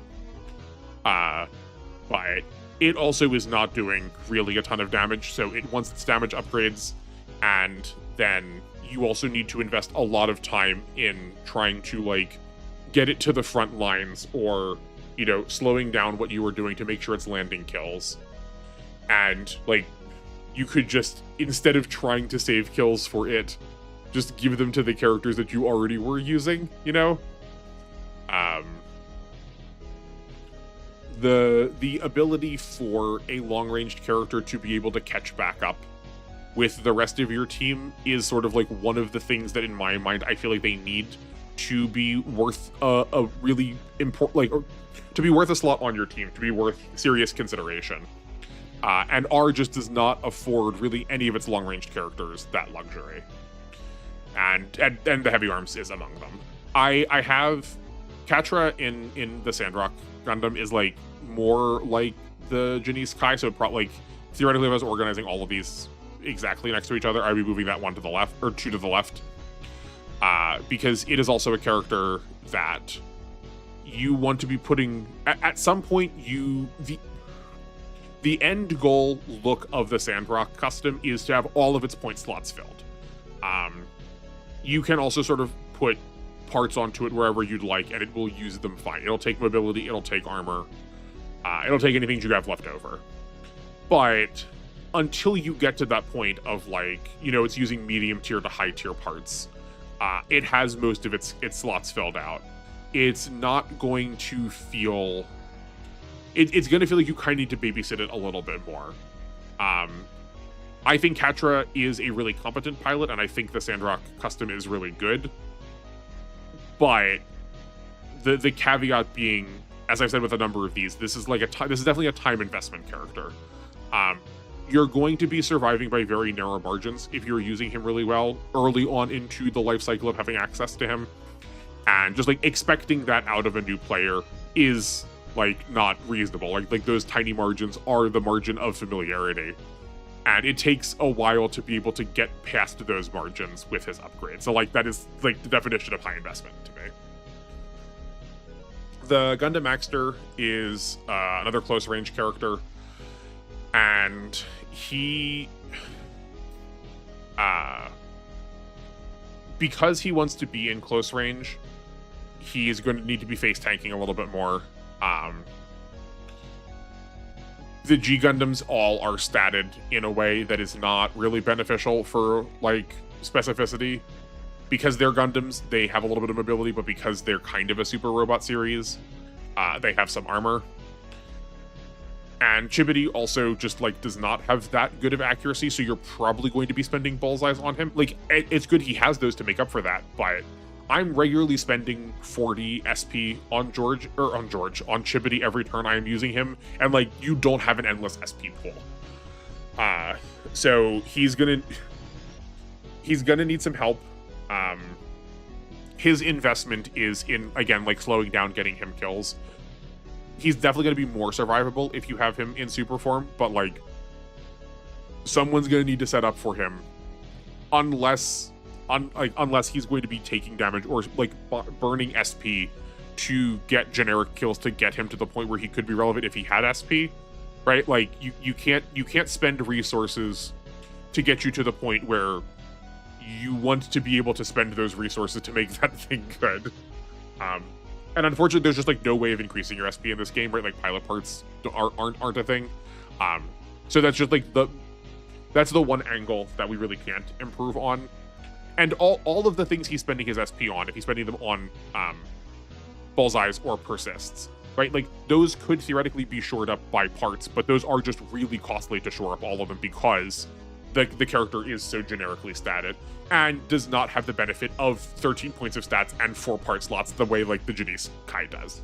So part of the investment to counteract that is to, you know, you have to slow down for him. he is a cool, punchy man.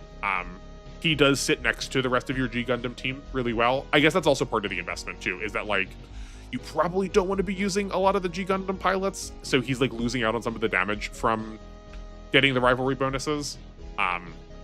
But like if you want to use the G Gundam characters, you are fine to. Just expect that a lot of your resources are probably going to need to go to Chibity first in order to like let him keep pace with the rest of your team. The Crowda is a perfectly serviceable, like mid-tier kind of do a little bit of everything Gundam unit. It's just that it's locked behind one of the top 3 most costly of secrets. I want to say it that way because I realized watching back my videos, I've described almost all of this. I've described all 3 of the ones that I think are among the most difficult as the second most difficult. So we're just going to solve that problem by saying it's one of the 3 most challenging. And part of that is giving kills to Jamil, a pilot who, especially early game, does not want to be getting kills. Like that is a big investment.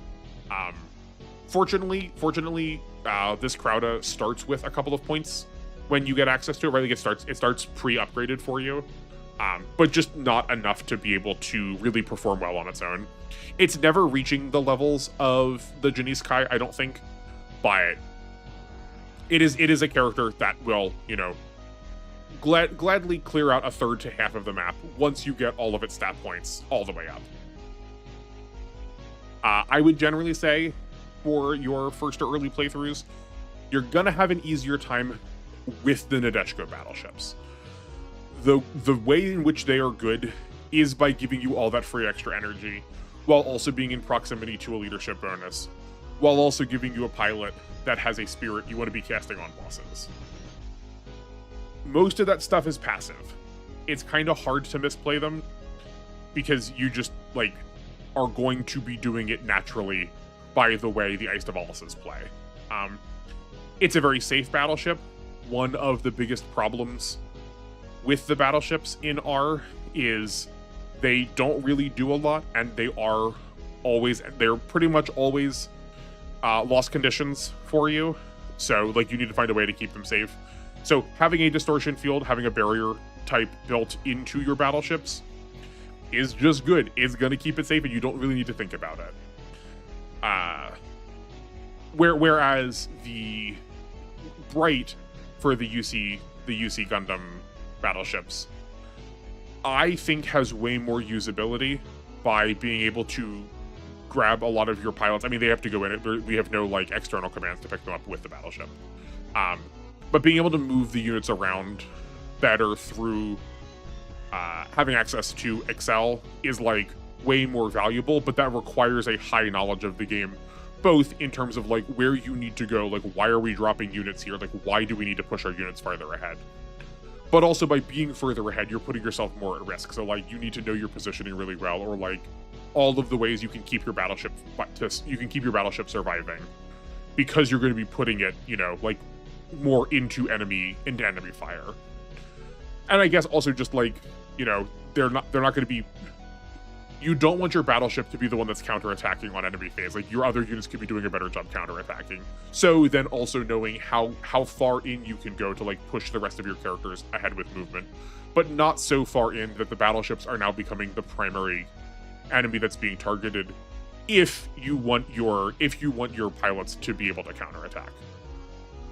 So again, in terms of like teaching things, the Nadeshiko also teaches you about trying to use your battleship, like knowing that it's a victory condition for the enemy. So like pushing your battleship forward and then knowing how much damage it can take, knowing how much attention it can take to keep some of the rest of your team safe. And it's just easier to do that when you have like a group of units that's already going to want to be surrounding it to like fade some of the damage through support defenses.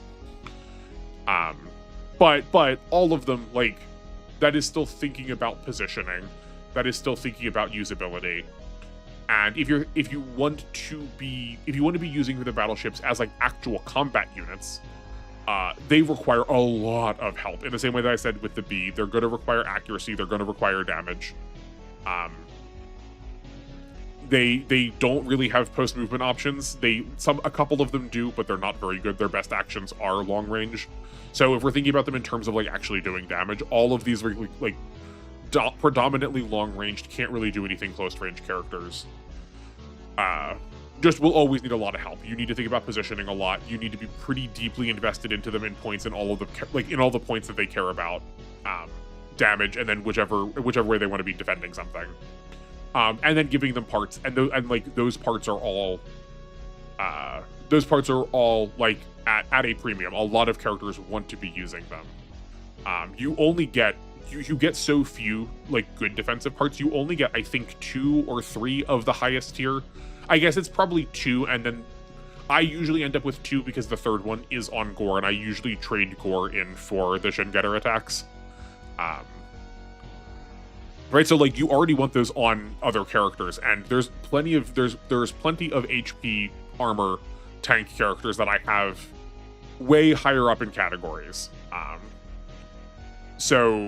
Well, okay, sorry, I don't want to say way higher up because that I was trying to phrase these not in terms of like one is better than the other, but like in the categories that I said are like ECNs, right? There are plenty of characters that want to be taking those defensive parts, and they're going to use them a lot better than the battleships are going to. And you don't just have like an unlimited amount of them. You do get to invest points into battleships and keep them throughout the whole game. Whenever you are switching battleships, those points are going to get moved over into your other battleships. Even from the Fredan, who I don't have with this group of 5, those will move over into the other Universal Century battleships, and then all of the Nadeshiko ones will stay with the Nadeshiko ones. So like, if you make an investment, it is a long-term, high-value investment. The battleships are always going to be on the field. So like, if for whatever reason you find you have funds left over, tell me how, because I don't think you get enough funds throughout the whole game to be able to fully upgrade every unit that you have on your team. Even if you're only using like the same units, if you're using a really consistent team. But if you do have funds left over, then like you could put them on the battleships, and you are going to be keeping those points around for the entire game, as opposed to investing into a character that is going to be, after them in this category, where they also just like might fall off and you don't want to use them anymore. So there are definitely worse ways you could be spending your funds, but there are so many better. The battleships are really not designed to be anything other than a walking loss condition for you. And just trying to like keep them out of combat, just sort of keeping them away from the action, is probably one of the best things you can do playing early game. There's ways you can use them in combat for sure, but like getting comfortable with the game, your best bet is probably just to like move them away from characters.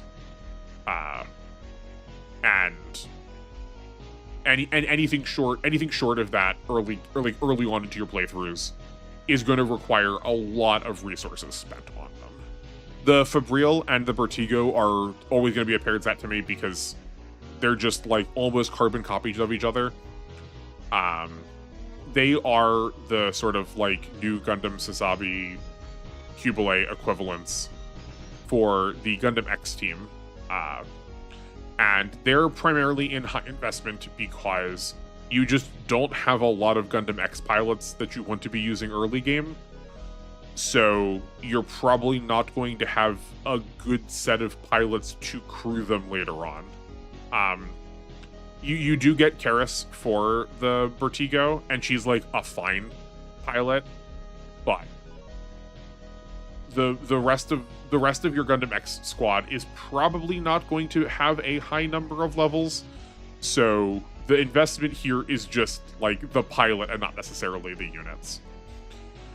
They will value primarily mobility as their defense stat, but they're also going to eat up really high value parts to make them function with the rest of your team. But there's not really much else to say about them. Even once you've invested into them, like you could spend a lot of money on them to get them all their upgrades. You could like give them the best parts that you wanted to, give them the like plus 15 dodge, or like give them a Haro even. And sorry, not a Haro, because a Haro is going to make literally any unit stand out. But like if you give them just the plus 15 mobility, they're not gonna look all that different from any other character, right? Like, there's nothing that's really pulling you to use them beyond somebody else, and a lot of those other characters are just going to require a lot less effort on your part, especially early on, to like get them to that level of like they can get a job done. The Texas Mac is, while roughly in the same place as the former two, way more polarizing than those two Gundam X units. It has the highest base range out of any character in the game, and like that feels like that should be worth something. But he only has 3 bullets, so out of all of the characters that want the extra ammo, he wants it kind of the most. And then outside of that, he's not really doing anything. So part of his investment is just taking up your resupplies all of the time.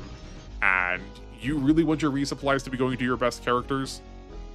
Anyone who's going to be like, you know, the chief characters who you're planning your turns around. So, you know, all the ones that are in easy in, they should be getting like first dibs on your resupplies. And the fact that the Texas Mac it's quite possible that you would justifiably need to resupply him every turn because he spent his far range ammo, and that's also just like a really like steep cost to his morale too. And I guess, yeah, also that weapon requires you to be at 120 morale. So like before you were at that point, you're at just like your 2000 or 2200 damage. About halfway into the game, he does get his horse, which gives him an extra HP bar. Like that is a snap off that he has. So like he does get 2 HP bars. And you know, he is a super robot, so right, like he is pretty tanky. Like 1100 armor and 5800 HP early on is good, right? Like he'll gladly take armor and HP. Also, when I said early on, I meant like early on into the stage, not early on into the game. Right, but like opening, or I guess also early on into like his investment path. Right, like that is somewhat tanky, but he's certainly not a character you're going to be putting on the front lines, because that would also be like antithetical to his design of being like a long range, like 9-range sniper. You also don't get that many of the ammo part slots, especially when you get him at first. Like you're not going to have, I think you're going to only have the one of the 1.5 times ammo increases for him, right? So that's like not actually improving his situation that much. He's only getting 1 extra ammo out of that.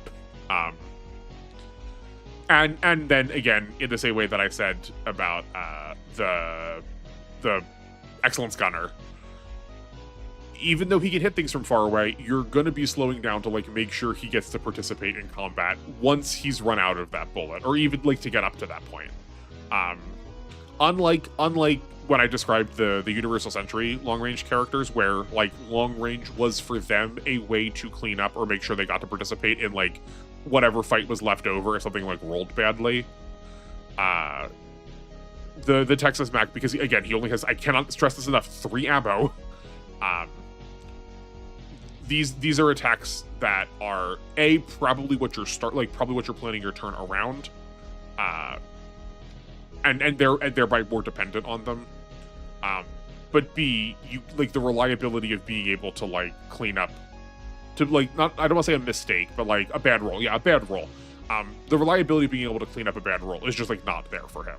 So once you're out of that, you're either spending a resupplier who has other characters that they probably want to be helping, or you are like stuck in pretty middling close range, or you're going back in the battleship and then you're like basically losing turns on a character. The Gundam Wing is just sort of a like budget version of the G Gundam robots. It has the Zero system, which gives Hero 10 stat points, but like Hyper Mode and Super Mode does that for the G pilots too. But those modes also give them stats onto their units, and Hero does not get that.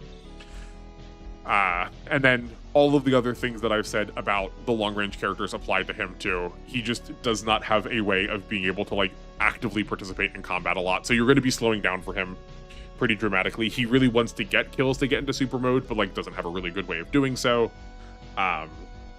You are probably going to be investing a lot of energy parts into him, and those energy parts are probably spent like on characters like the Excellence or on any of the Nadeshiko Aistavalises. He is the kind of character that he's like the quintessential, I'm picking this character because I like this character, not because he performs well in the game. I guess this is like a way of thinking about investment too. He's also not around for a lot of the parts for which he is around. He shows up in the game a couple of times, but doesn't actually stay. So it is also a really high cost, especially early on, to be like spending kills or like giving XP to a character that also then just like hacks off and then doesn't stay part of your team, right? Like that's kind of wasteful. You don't have to micromanage your XP like that, but it's still like penalizing you that you're giving kills to a character that isn't going to be around. There are some characters that will join for a little bit and then show back up later, but pretty much every time they show back up later, you get to keep them then, where Hero does it, I think, 4 times before he actually stays. So that's like definitely part of the cost I think about when I'm choosing to play as him. In a similar vein, that is like kind of how I feel about a lot of these this collection of Universal Century pilots. They have some like flashy attacks. The Zeta Gundam, the double Zeta Gundam has a couple of extra caveats that the rest of these do not, and we will talk about those in a second. But broadly, as a group of 4 of them, they have just a lot of actions they can take. There's a number of attacks that they have available to them with a variety of costs between them, be them ammo, energy, or nothing. So they're not really eating up parts. They're not really eating up parts that way. But because they wanted to give these characters variability, they don't really have a lot of like long-term potential. Insofar as like how much what they're contributing to a map is looking like, right?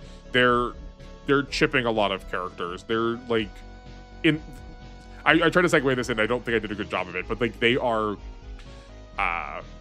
setting up characters that need to set up characters to get kills. They're probably not going to be cleaning up a lot of kills on their own, or if they are, they're like only at the lowest HP totals. You're also getting a vast majority of these pilots in the mid game, so you kind of need to rotate out a team that you've already invested into, and because you get characters at your whole team's average, not the team you're using's average, many of these characters are going to show up somewhat under-leveled. So like you need to then like really slow down the pace if you want to like rotate out. If you're like, oh, these Ice Devalses, or sorry, not the Ice Devalses, because you're probably not going to be, you won't be seeing these the UC Gundam pilots then. So let's say you're using the G Gundam pilots, right? And you're like, oh man, I really wish I had more dodgy characters. Oh great, we got some UC characters, let's use these. But they're going to be like 5 levels, maybe 7 levels lower. And like it's a cost to then like slow the game down to get these characters back up to where the rest of your team was. Even if you're taking like 3 digits or 2 digits of damage, progress is still being made on your HP bar. So at least as far as R is concerned, they're okay with you hitting these like really low damage numbers, but the game really tries hard to push you away from 0% hits without investment, and spending into those characters is usually going to take the vast majority of their mobility bar, and then also the best of your parts for dodging, and then also spending focuses. You can do it, right? Like you can absolutely, like I said at the top of the video, you can absolutely achieve effective numbers with all of these characters. It's just that the ability to dodge is valued, it seems like, more at a premium, and it's way harder to get them to that point. And then, like, if you're picking multiple of them, right? If you're picking multiple of these Gundam characters, they're all eating at the same pool of resources. All of them are wanting these parts that you have very limited pool of. All of them are eating at the pilot pool of characters that are really good at dodging. There's like really strong thresholds for the characters that can swap between different units. Where like I would say Amuro, Camille, Judo, and Char are characters you probably want to be using for the Universal Century. And then all of the rest of them are just okay. And while I listed 4 pilots and there are only 4 units here, we've shown more than 4 of the Universal Century robots so far. So, you know, if you want to be using these characters, you're probably going to be doing so at the expense of using either a better robot or a better pilot, and that's a pretty major cost, right? We're not talking about just like a point or 2 somewhere. We're talking about like an entire character's like unit identity. And unfortunately, for the 3 that can transform, the game just like took a really reasonable unit and then chopped it into 2 unreasonable halves. A lot of what the character wants to do, either dodging or these like persistent but not really high impact damage attacks, are divided between the 2 forms, so you're gonna have to be changing back and forth between them. And if I called that investment before, I have to call it investment here too. That like knowledge of when to transform, where to be to get the most out of your transformations, is a lot of game knowledge that you're probably not going to have on your first playthrough. The Double Zeta is a little bit unique amongst these group because it also heavily wants energy parts. It is the most energy expensive character in the game. It takes 100 to use its best attack out of a pool of 150, 180, something like that. So it has so little such that you can't use 2 of those attacks back to back. And that's fine. Like, it's okay for a character to not always be able to use all of its attacks to attack every enemy on the map all on the same turn, right? Like, it doesn't have to do that. But no other character has nearly that expensive of a cost. And if it already wants ammo, or not ammo parts, that's the one thing it doesn't care about that much. If it already wants mobility parts to be able to be a dodge tank, if it already wants... The Double Zeta can probably afford some HP parts because it also gets a second form with the armor form. If it already wants HP parts from that, and it already wants energy parts from its cost, that like it wants to pay for. You have to pay prices that you don't even have space to be able to pay to like get this thing to be working at its best identity. The Double Zeta like kind of needs to enter your inventory, and then the first thing all of your money goes to is like increasing all of its energy, and then you take all of the energy parts, your 2 best energy parts that are on the rest of your units, and put them onto the Double Zeta, and then it's like still more costly than most of the rest of the characters on your team, and that's like already dependent on 2 investments. It's similar to the Texas Mac, in that you probably also just want to keep it glued to one of your resuppliers, and like they have other jobs they could be doing too, and the result that you're getting is not even these like really big cataclysmic amounts of damage. It's like fine amounts of damage, right? It's like 3,000, 4,000 points of damage, not like 5 digits or anything. So like this is not, of all of the things that don't feel worth it, this is one of the things that feels the most not worth it. I have the Tetsujin in high investment for expressly 2 reasons. One, you have 2 pilots from the Nadeshiko team that can go into this like swapping round of characters, and there are 3 units for them to go into, so you should just be putting them in the Alstrom areas. They're in the one-off section, because like when you get them at the end of the game, just use them if you got space, and if you don't, then don't bother. The Alstrom area is so much better than the Tetsujin. It wants to dodge, and it already has good stats to dodge. And it has a decently repeatable attack. There's some amount of cost to it, but it's decently repeatable. And otherwise there's no other cost to it. Just send them into combat, they'll pick off stuff. You'll be able to let them handle cleaning up kills in a way that gives everybody else the time to like do the most important parts of the missions. So like you don't want to be in the Tetsujin then, because you already have a better unit for someone to go in than this. Putting points into it though also does not give you points into one of the Alstrom areas that you get, which is a bit of a shame. Like you are investing into a unit that you theoretically are going to want to replace later, so like that's a pretty big cost to like spend points that you can't get back in a game where you aren't going to be maxing out your entire team.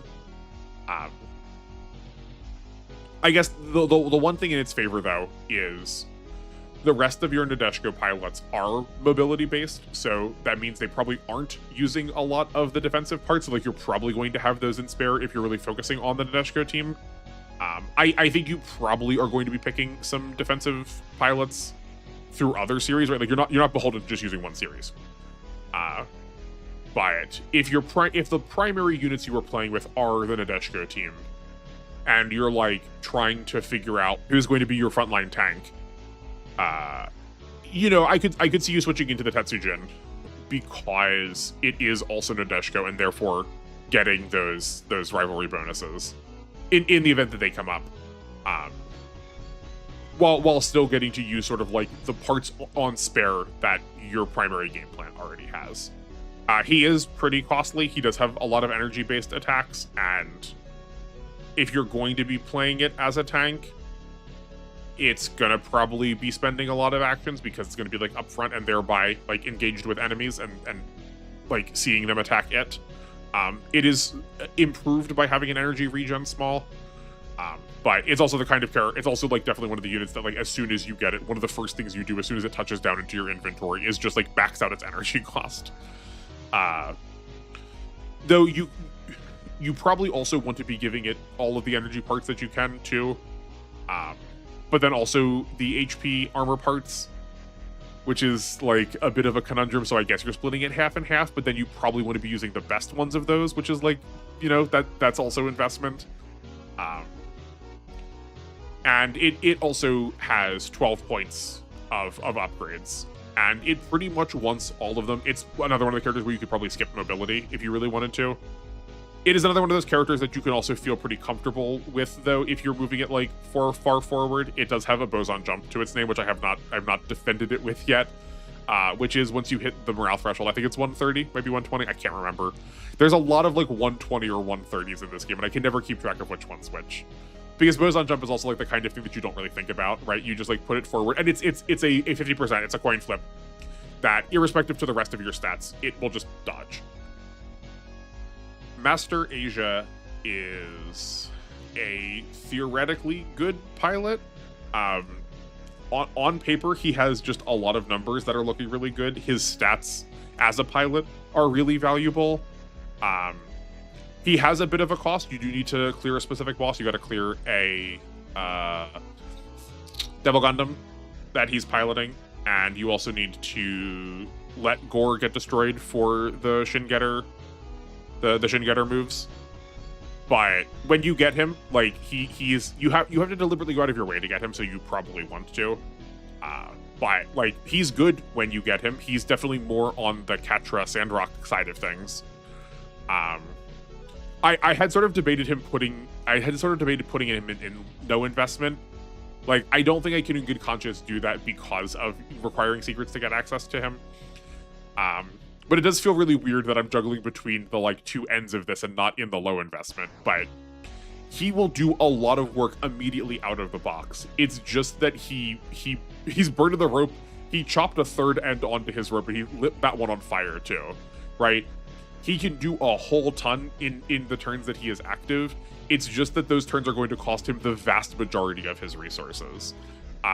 He has great spirits. You're probably going to be spending them on each of his turns, but you're going to be spending a plurality of them on each of his turns, so he's going to be running out of SP very quickly. He does not have a lot of move, so like you're going to need to be spending something to get him around places. If you like know how to do that with battleships, more power to you, or you're going to need to be like keeping characters in range such that he can get to them and like actually land kills. His best attacks are like pretty energy intensive, and he only has a pool of 200 energy to start, so like you're going to need to spend into that to make sure that those are available. There's nothing particularly wrong with him. That's why I'm saying like that's why I'm going to try and like ally him with Catra. But he just burns through his resources really, really rapidly. He uses them really well, but he just wants sort of an endless pool of resources to be able to like keep spending them. He also just doesn't have like good defensive parameters either way, like not very good mobility, not very good armor. He is aligned with the rest of the G Gundam pilots in this way. So he's going to be running out of HP pretty quickly too, which is like one of the ways you're going to be spending a lot of your SP. But a character that needs to get babysat for HP reasons more so than for energy reasons is like still definitely a cost.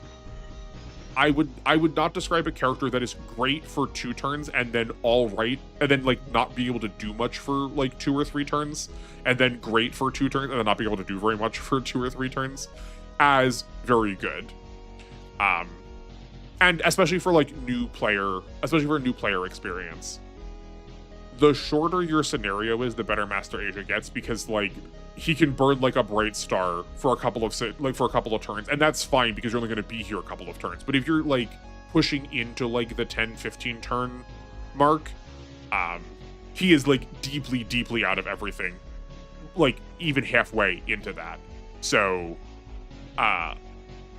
he's going to end up feeling a lot more dead than relevant if you are taking a lot longer. So if you're thinking about this game in terms of like, you know, early experience with it, you're probably not going to know how to push exactly right. And Master Asia really expects that you're going to be pushing to get access to him. And the Gundam Leopard will wrap up high investment. It is another one of these snipers. It wants your ammo parts. It's probably going to be one of the first pilots that's going to be getting your ammo parts because you get the Gundam Leopard so early on, either scenario 5 or 7, depending on which route split you take. But it needs things everywhere. It can't keep up in terms of movement. It has not that many instances of all of the attacks that it wants to be making, and once it runs out of its good attacks, it has low movement and low range, so like it doesn't get to participate a lot. It's another one of these characters that you're slowing down your like play, like your turn count to be able to get to do something. And even when it is doing what it wants to be doing, it's not even doing that much. Like its best attacks are like low 2000s damage, which is like what a lot of characters are doing for like middlings damage. And that's like, again, that's its best verb. Like what there's not much it gets to do. Like you need to be spending a ton of money on its weapons to be able to like get it to actually do damage. And then the cost is not just that buying that many upgrade points is expensive, but then you're also not buying them onto characters that could be putting that damage to way better use. It has like no defensive properties to speak of. It theoretically wants to be HP tanking, like taking damage, but it's not really well set up to do that to start. It just like wants to be out of combat, but does not have the long-term staying power to stay out of combat, and especially early game when you don't have a resupplier yet. Like you'll get Boss Borat in Chapter 7,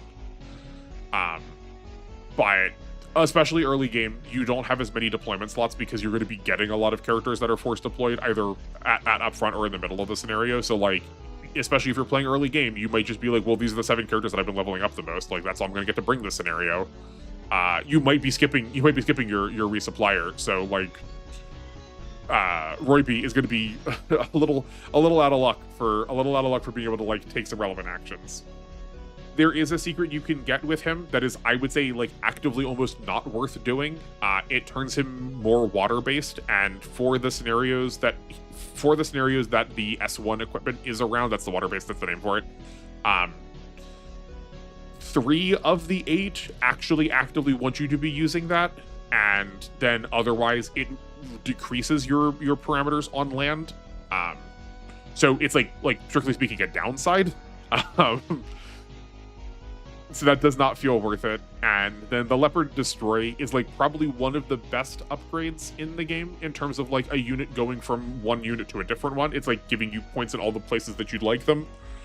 But you're taking a character that already needs a lot of help to a point of not needing the most amount of help, which like still asks you to put a lot of investment into it. We're going to do something a little bit different for the personal challenge category. I will reiterate that anything in this category you are picking because you want to try and show off. The game does not treat these units nicely, and odds are you probably aren't going to see them on the vast majority of teams if you looked at like everyone's team composition. You're making the game harder by picking them. Despite all the negative things I may have sounded like I was saying about high investment characters, they're still like, in my mind, kind of worth using. You're definitely shooting yourself in the foot by actively trying to pull anything from personal challenge into your playthroughs. Can you do it? Absolutely, 100%. If you watch my R playthrough, you saw that I use the God Gundam pretty prominently.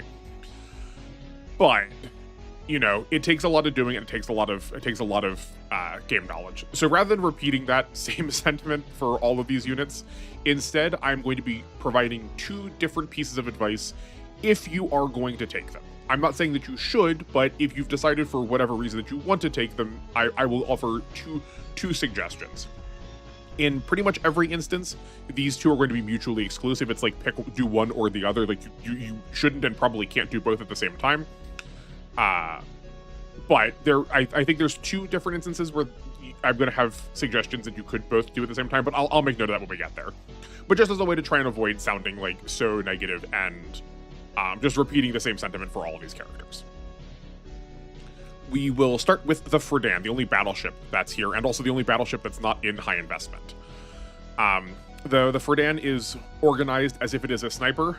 It has a decently potent 4 to 8 ranged attack, but it does not have a lot of movement, and its post movement options are not that great in the fact that it has one of them, and it's one of the lowest damaging attacks in the game. So given that, my 2 suggestions go this way. If you are not trying to get the Jamil kill, the Jamil 20 kill count to get Lance Throw, this is like one of the 2 times. The next time is going to be for the 2 Gundam X pilots that are following it. Go look at where the density of units are on the map to start. Theoretically, other ones will show up, but if you're a new player, you don't have to worry about that. Don't worry about that. Go figure out where the density of units are on the map, and figure out roughly where the middle is. Doesn't have to be exact. And then count out 8 range from that middle, whichever direction you'd like. That's where you want the Fredan to go by the end of the mission.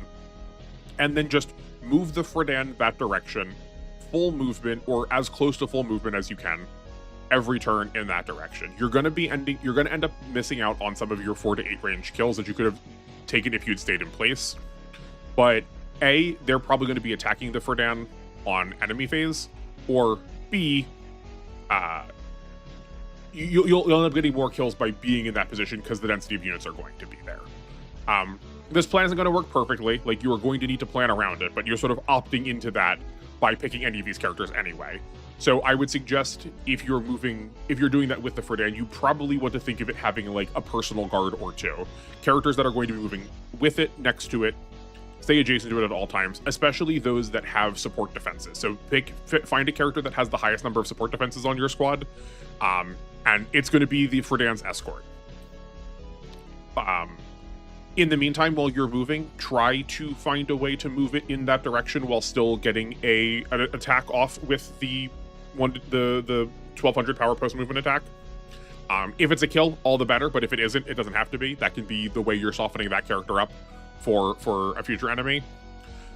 And then once it's in position, you're primarily going to be launching your long-ranged 8 ranged attack, and then just anything that is out of range, that's your target. If you have a couple of characters that are out of range, then you're just picking whichever one is. You should probably be picking the one whichever is the hardest one for the rest of your squad to get to. That's typically how I like to think of snipers, is their job is to attack whoever is not going to be accessible for the rest of the team to get. Unless, of course, we need to clear an enemy for whatever reason, in which case then the sniper starts them off because they have a really easy attack on them, and then that lets anybody else finish them off. So that's suggestion 1. Suggestion 2 is if you are trying to get Jamil 20 kills, you have him from scenario 5, and then scenario 20 is 20, 22, somewhere in there. I'm not exactly sure where the cutoff is, but it's not once you go to the route split where he gets into his own unit. You have a little bit of time. I believe it's until you actually have to get Lance Throw 2 scenarios later. So, but you have like between 15 to 17 scenarios to get Jamil his 20 kills, which is a little more than one kill a scenario. The first one's inherently going to be the easiest because enemies are at their lowest, and if you're not going to be investing into Jamil that much anyway, doing it early is better. But set up 1 kill for him, and then the rest of the time he can just sit wherever you'd like. But yeah, the first scenario especially is decently easy to get your extra kills in. Largely because the game deliberately sets up 2 very distinct fronts. There's one at the base where the Gundams and the Excellence start, and then there is the second that's up in the like Canyon Gulch kind of area. That area is probably where you're going to be moving the rest of your squad, the like Gundam X squad at plus Fa and Noin and the Tauros, right? They're going to be moving generally towards both of them from where their position is to start, and then they'll be closer to that canyon area probably by the time you trigger that flag. So just keep moving them in that direction, and then set up some kills with the Fredan. Like I said, you're gonna have the easiest time doing it as early as possible. So if you get like, let's say you get 2 kills with the Fredan, 3 kills with the Fredan on this scenario, On Scenario 6, you do the same thing. On Scenario 7, you do the same thing, and then just one kill a turn. Just find one way to set up one of them, and then you don't have to worry about it. Again, the sooner, the earlier, the better. But you see how those two like sort of go opposite directions. One is using it a lot, and one is using it a little bit. The Fernan, I think, is unique in this one in that there is a secret tied behind it. The GX Divider. I guess this one also bears explaining why it's in here a little bit. It is a modified version. It's like a parts change for the Gundam X. If the Gundam X was not force deployed in a lot of scenarios, one in particular that's going to make you think you're going to have a bad time. I won't say more than that to like spoil the surprise of the scenario. But if the Gundam X were not force deployed so much, it would also be down here with the GX Divider. The GX Divider's standout quality is that it removes all of the charging from the Gundam X, which is definitely very beneficial. The worst part of both of the Gundam X's is how long it takes to charge any of their actions. We'll talk about that a little more with the Double X, but the GX Divider removes all of those concerns. So that's like really the thing that you want to be focusing on. So given that, as it's like A, one of the best attacks that it has, and B, probably one of the best attacks that's going to be on your team, just give it the morale boosting parts. You're gonna have some rough patches with the like ability to dodge, but you have healers to solve that. Just give it the morale boosts and then try to let it go to town. If you give it 2 of the shuffle badges, it's gonna have access to the G-Bits FX 9800, which is the attack I was thinking of. It'll have that right away. Perfect, great. And then suggestion B, and I guess I should have prefaced this with saying this is one of the characters that I think they go together. You should probably switch Wits into the pilot for the Gundam X. And if not Wits, Royby. I think those two are the best pilots. Jared is also kind of unfortunate in his status as a pilot. I would prefer those two. Jared gets improved later when another character joins him as a sub-pilot, but that will be before you have access to the GX Divider. So switch in Wits preferably, and if not Wits, then Royby. And that's going to make your time using it a whole lot easier. 2 very straightforward, easy suggestions. Gundam Double X. We unfortunately don't have that same luxury. All those charge times are back. So let's talk about those charge times. It takes 3 or 4 or 5, depending on the attack you were using, turns before it's allowed to use that attack. All of the charge times are consumed at the same time, so you can't charge up multiple of these weapons and then spend them all like back to back to back. They are probably the highest amount of damage you're going to be getting out of most of your units. It has like the highest printed power stat out of I think almost every attack, if not every attack in the game, or like comparable levels of attacks. You should take a look at whatever your highest priority target, whatever has the most HP, so whatever boss needs to be dying the most, and then count out 9 range from that boss. That's where the Gundam Double X is going to go. Work your way there, and then just let the satellite cannon charge up and then fire at him. And then here, and this is the other one that's the paired one. Have the Gundam X be the last one to take the attack. Get someone in it that has a Valor, and then double your 6,000 damage, double your 6,000 power attack, and let that clean the boss off. It'll take a little bit to get used to exactly what range that is, but you are going to get the most value out of that attack, so you're not like triggering skills or anything, or not having to worry about like the percent chance dodges as much if you're like trying to home in on this. Especially for that, I guess also it's worth burning a bullseye to make this attack connect. You would hate to see all of those resources, both time and valor, burned on someone like getting a boson jump flip on you. And you'll avoid it by putting a bullseye. So yeah, it's worth it burning the spirits on this powerful attack. So just like get to a 9 range space, count that out, and then burn a Valor and a bullseye, and let him be. If I guess actually hold on, if he's not the last attack, and I think he should be the last attack, make him the first attack, so you know exactly how much HP you have left you have to deal with. We are going to talk about the God and Shining Gundams in basically the same breath. Similar to the GX Divider, my first suggestion is to give them the shuffle badge parts. Fortunately, they are named after like their series, so it feels more obvious to put them on them. But the God Gundam, I think, gets the most out of switching to its hyper mode than the rest of the units do. It's just really arduous because its non-hyper mode is the most difficult to use. So it's worth it to equip it with the morale boosting parts if you have them. It could use other ones, but it will happily use those. And second, if you want to pick the God or Shining Gundams, pick all of the rest of the G Gundam team. You're going to be playing G Gundam, the TV show, with a couple extra like cameos from the rest of the group. The cost of having to have really close ranged attacks, really inaccessible attacks, is offset a little bit more by having those attacks hit really hard, and few other shows get to boast the benefits of having characters with some of the highest the highest damage stats, and then also having a wide number of characters to give them the rivalry bonuses. There are characters that have really high stats, but they don't have a lot of rivalry pairs. Or there are characters that have a lot of rivalry pairs and then just have very middling stats. And this is true for both the God Gundam and the Shining Gundam. Domon will switch out of the Shining Gundam into the God Gundam later on in the game, which is why we have Rain and the Shining Gundam in the one-offs, because like she's definitely more for her spirits than for her attacks. So I guess the God Gundam's gonna get a third suggestion, which is absolutely glue it to Fuunsaiki.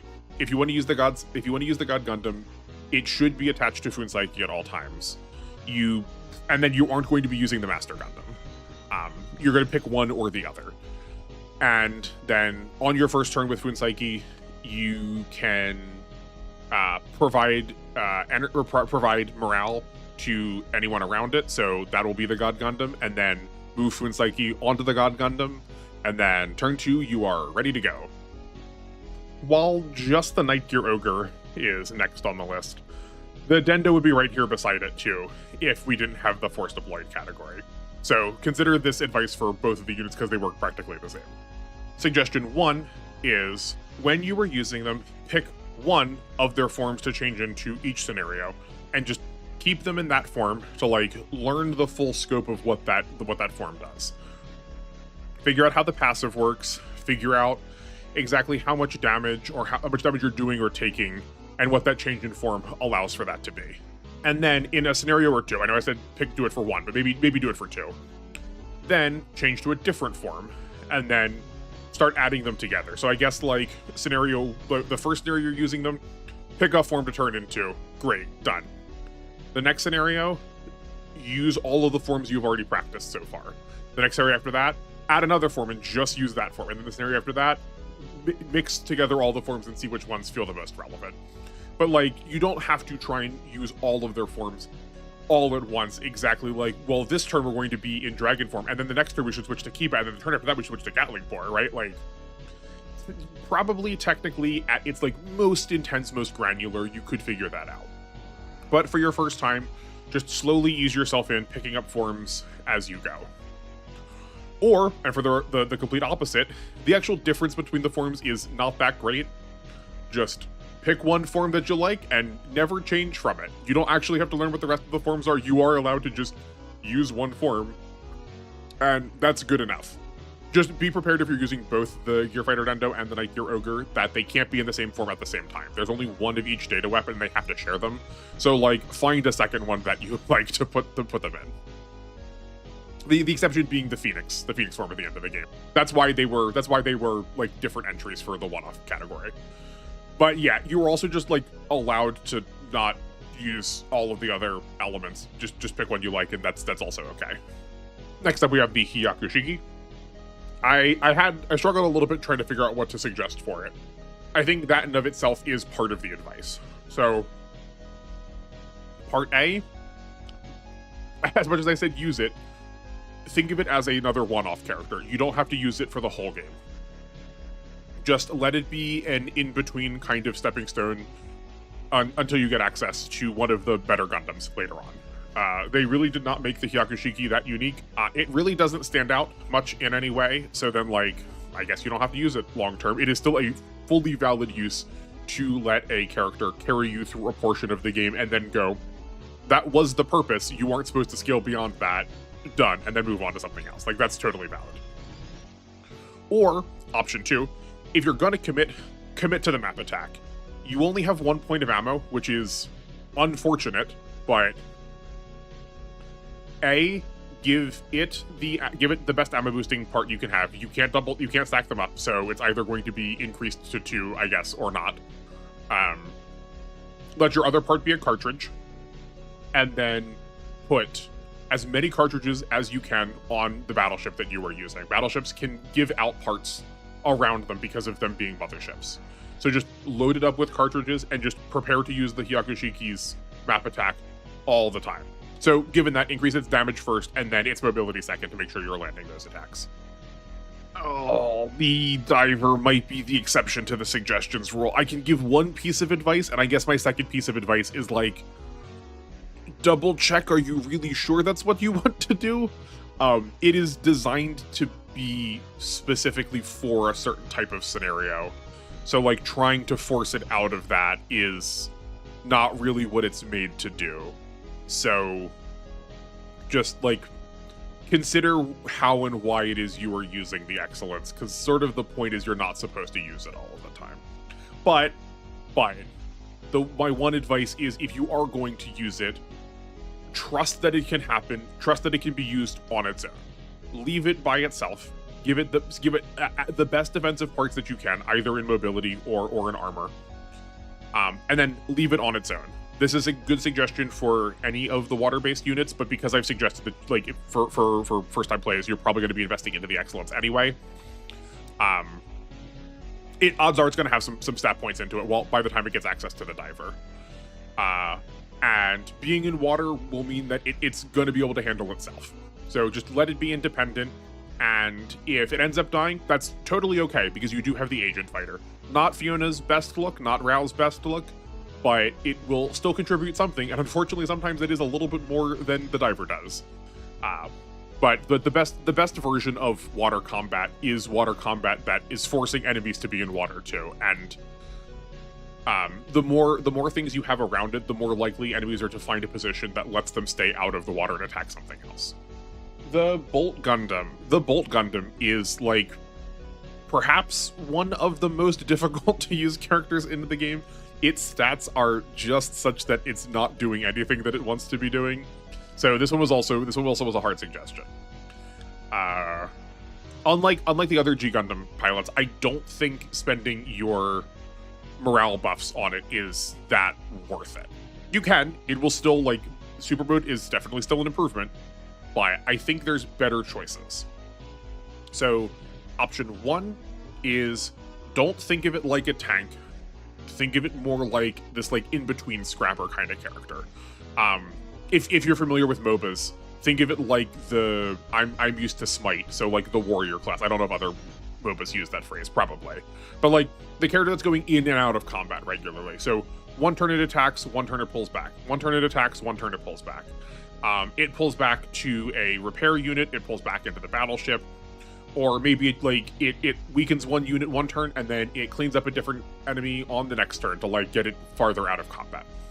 Right? That just because it can take hits does not mean its primary job is being the one that takes all of the hits. And I think you're going to have a better time, and it's going to have better survivability. And fortunately, this is a paired piece of advice, but Argo and the Bolt Gundam also want kind of the rest of the Gundam team around them. So if you're picking one of the 2 in personal challenge, you may as well go for the rest of the squad. The difference being is I don't think that is true for the rest of the G Gundam pilots, where they are perfectly functional on their own.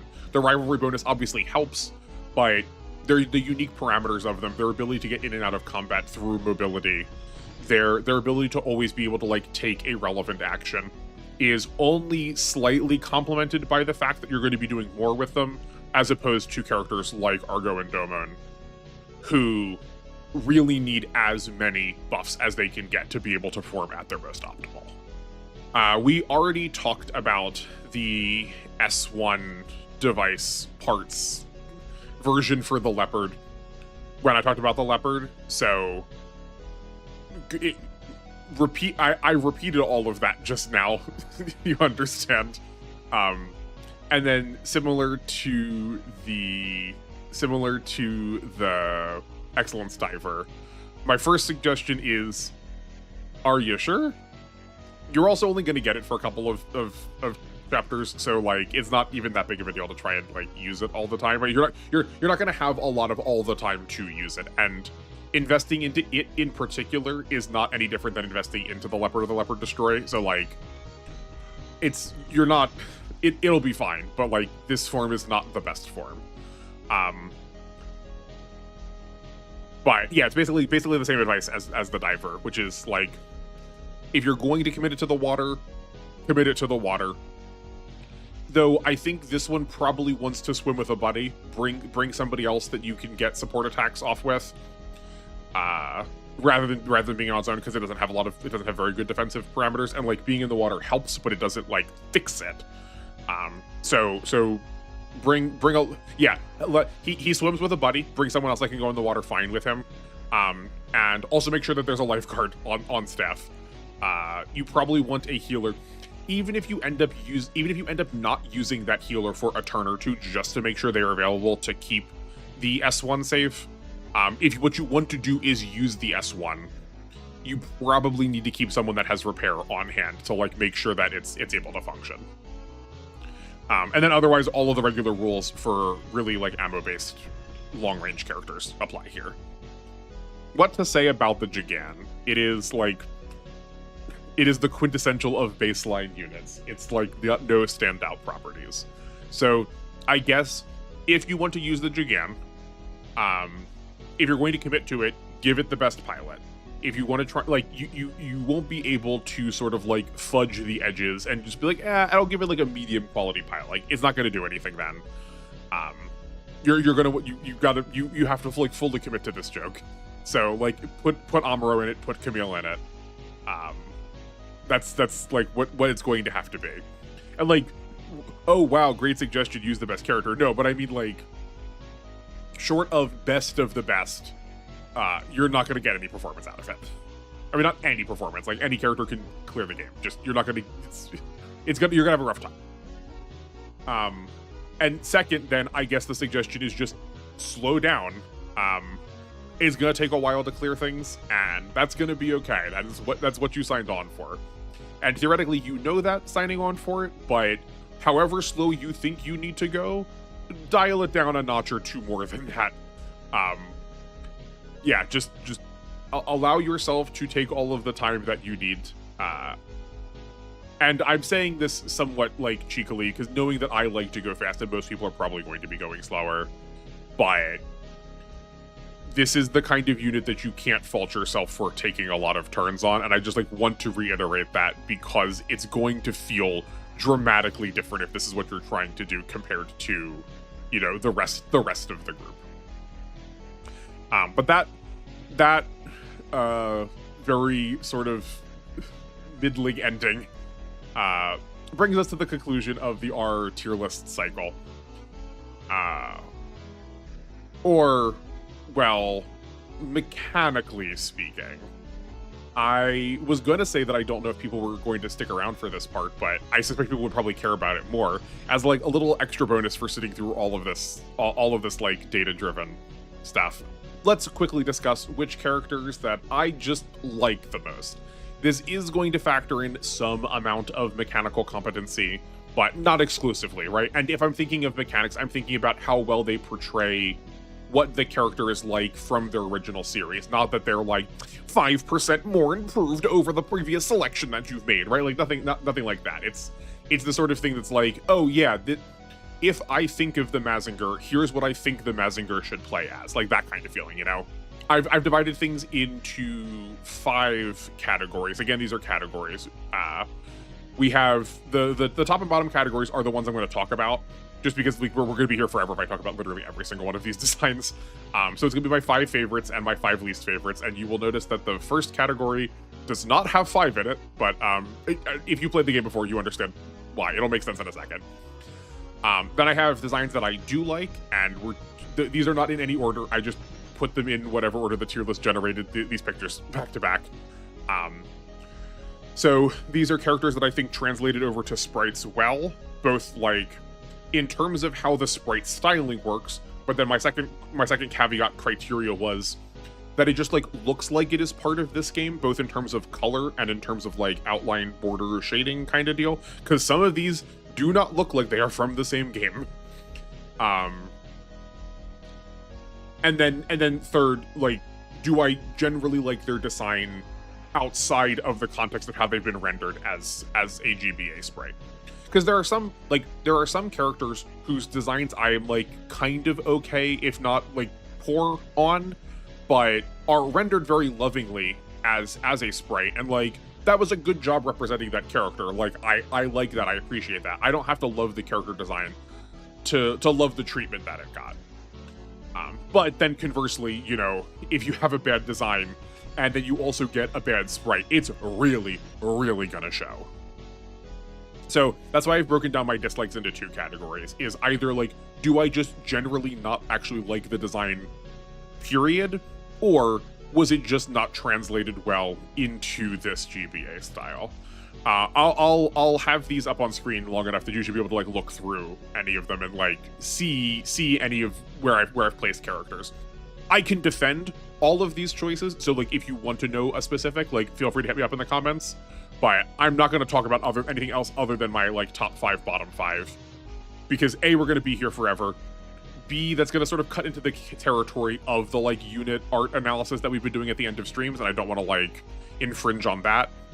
And C, a lot of the justifications for my top and bottom 5s are going to have sentiments of what the rest of the game would look like. So you could like sort of see the logic, I think, why things went into the like okay or not okay categories. Let's start with the best so I can sort of outline my expectations out of design, and then we can look at the worst once we sort of know what my ground rules are for what I like. First up on the list is Dominus, the final boss of the game. It's all three of his forms I'm sort of lumping together because they're using very similar design principles. Just this very like abiotic, I think in modern parlance we would describe it as biblically accurate kind of villain. And I like it, JRPGs are sort of known for doing this style of big bad at the end. So I'm glad to see that their tactic siblings are pulling from a similar design philosophy. These three are ranked roughly in preference order. I do think the second form is my most favorite. Normally I would go for the third form just because it has more hands, and generally speaking, if there are more hands and more eyes in designs, I'm like usually in favor of it.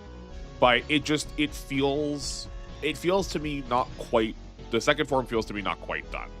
Like there's such a very obvious line between the two halves. It feels like they kind of made one half, and then the second half, like they made the top half and the bottom half and just like sort of slapped them together. I don't feel like there's as much unity between them as the other two designs. And maybe that's just because of like the visual demarcations of the art already is like drawing me divisions in the center.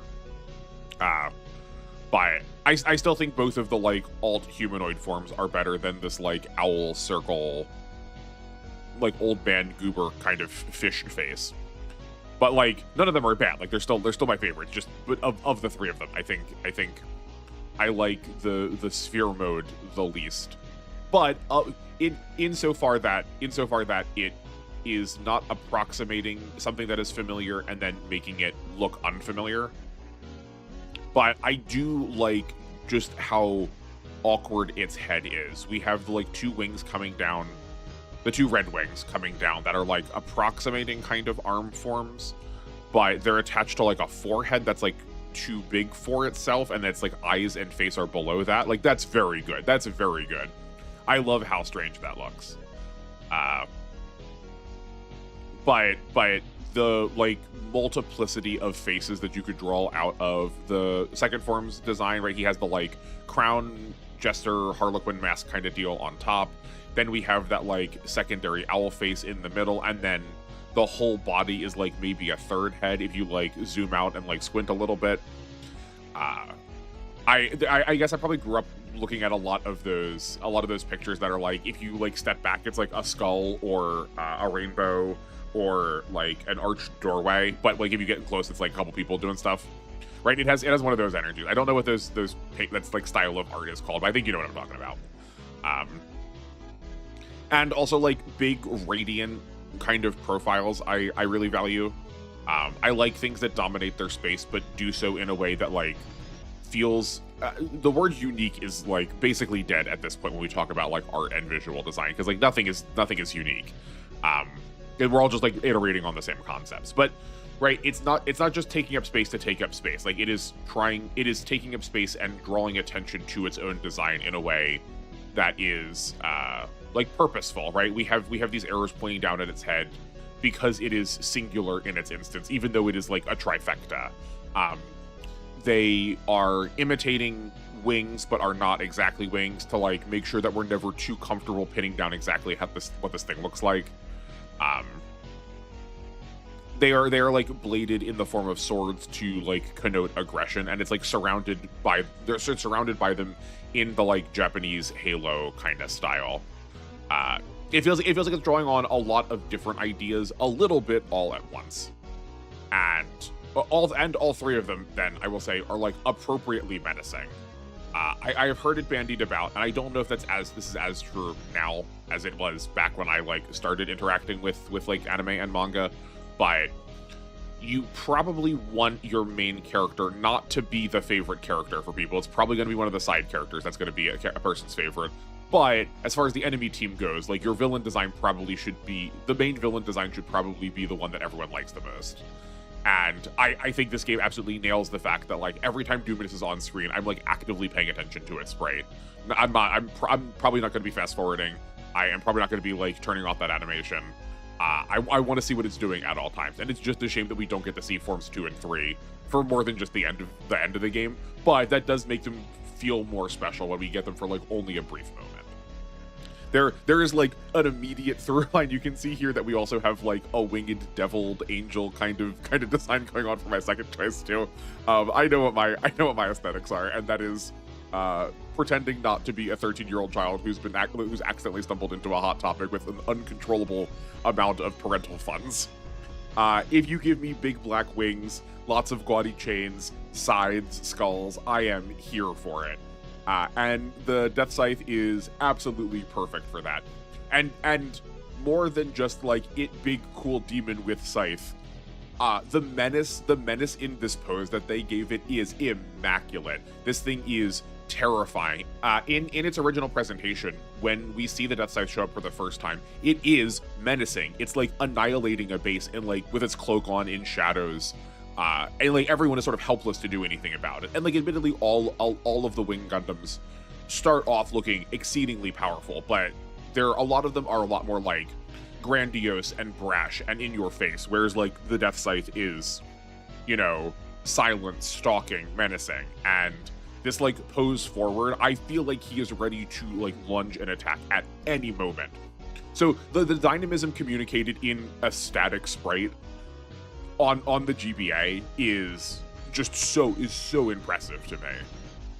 And speaking of that dynamism, I think Fuunsaiki was given an equally as good treatment. Like look at this pose and tell me this does not say like horse on the side of a cliff with like rider on its back, sword up, like ready to charge into battle. So his pose, the Fuunsaiki pose, is also like doing a lot of work for me to make it among my top 5. But I also just always love all the like weirdo oddball kind of deals. Like in a world of giant robots where you can have like massive space lasers or like more perfect forms of the human, give me all of the like derpy, dinky, sidekick, animal styled, like wherever you're not supposed to be paying attention is exactly where I want to be paying attention. And I feel like Fuunsaiki is exactly that for G Gundam, right? We have all of these cool martial artists that are like pulling on tropes or like maybe stereotypes sometimes of their respective countries, or we can just have horse. And it also just like makes me so happy whenever Fuunsaiki gets to like actually go with the robot, when it's like I don't know. I feel like this is exactly how we dream of like body augmentation, right? Like we try to think of more perfect forms of ourselves. And this sweet little horse has just like looked at unicorns its whole life and gone like, why can't I have a horn? And now he gets one. Isn't he so happy? he just it just feels like he's like delighted to play with you in his like massive horse like prosthetic. And to lean into a little bit of gameplay, not in terms of like efficiency, but like the like ludonarrative resonance. You know, jumping on a horse that is excited to work with you, a horse that is brave. It feels fitting that like the God Gundam and the Master Gundam get extra movement. They are able to take more hits. They are able to like the abilities that they're giving out to people are not ones of like extra funds, right? They're inspiring people to keep doing more. And like that fits perfectly with the idea of the like hero riding the stallion into battle. I think they captured the spirit of at least how I see Funsaiki in the shows just exquisitely. It is the perfect combination of like mount you actively want to be riding and like cute little animal guy who like just wants to like be as cool as his friends. From one kind of rinky-dink unit to another. Also, when you can give me a world of robots that scale past buildings, that scale past, you know, planets sometimes, just small little guy is always going to be my choice. So the fact that we can just like drive around as a motorcycle is fantastic. I love again the like pose visual communication. I'm gonna fault some units later for being sort of just this like static, moving only on one plane kind of visual. But I think it works for the Valkyrie because we have Vega with her like hair blowing in the wind. Like we get a good sense of communication happening here that I don't think would work the same way as if it was like pointed down at a diagonal, right? If it jets down at a diagonal, I believe it's like coming in for like it's coming in for a landing, or it's coming in for like a bombing run, and it's just like swooping in and then pulling away at the last minute, like curving into an arc. But like a motorcycle is not going to do that though, right? We visualize a motorcycle being fast when it's like being able to tear down the highway, not having to turn. It can just go like full steam ahead. So like keeping that singular direction of motion, I think is good in this case. But like I said, that in conjunction with the fact that it's just like so small, it feels so silly when we can have like these world-destroying disasters, and just like this lady rocked up with her wheels and she also wanted to help fight, is very good. And like the gameplay feels like that too. You are doing scrappy little bits of damage. You're not really doing these like big colossal giant lasers, right? You get in, you get out. You can't get hit because you're like zipping between the robot's legs. And like we can't get exactly that specific because we're on just like a grid. But like you can imagine how that's working, right? And despite the fact that it is small, it is still like, you know, pretty articulate in what's going on. There's like some bits in the middle there, like look to the left or the right of her legs, and it's sort of like, what is that? Like that's not really anything. But outside of those little bits, it's like still very distinct, all of the elements that are coming together here, despite using way fewer pixels than most of the other sprites, right? Like the tires are really clear. Even the like bar holding the like front wheel on, where the windshield is, like exactly where Vega is in respect to the bike, right? Like it's just very clear despite not needing to take up a lot of real estate. It's like kind of exactly the opposite reason as my picks for Dominus. Which I think is probably, that makes sense with my visual stylings, right?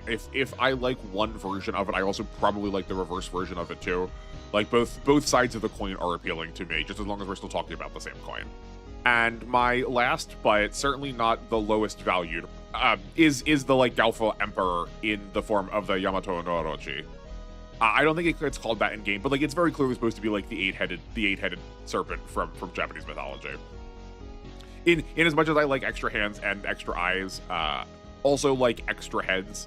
Whenever you have like long appendage that feels like it's very hard to try and clock all of the motion it's doing at one time, that's like probably a more generic that's probably a more generic summation of my like visual value.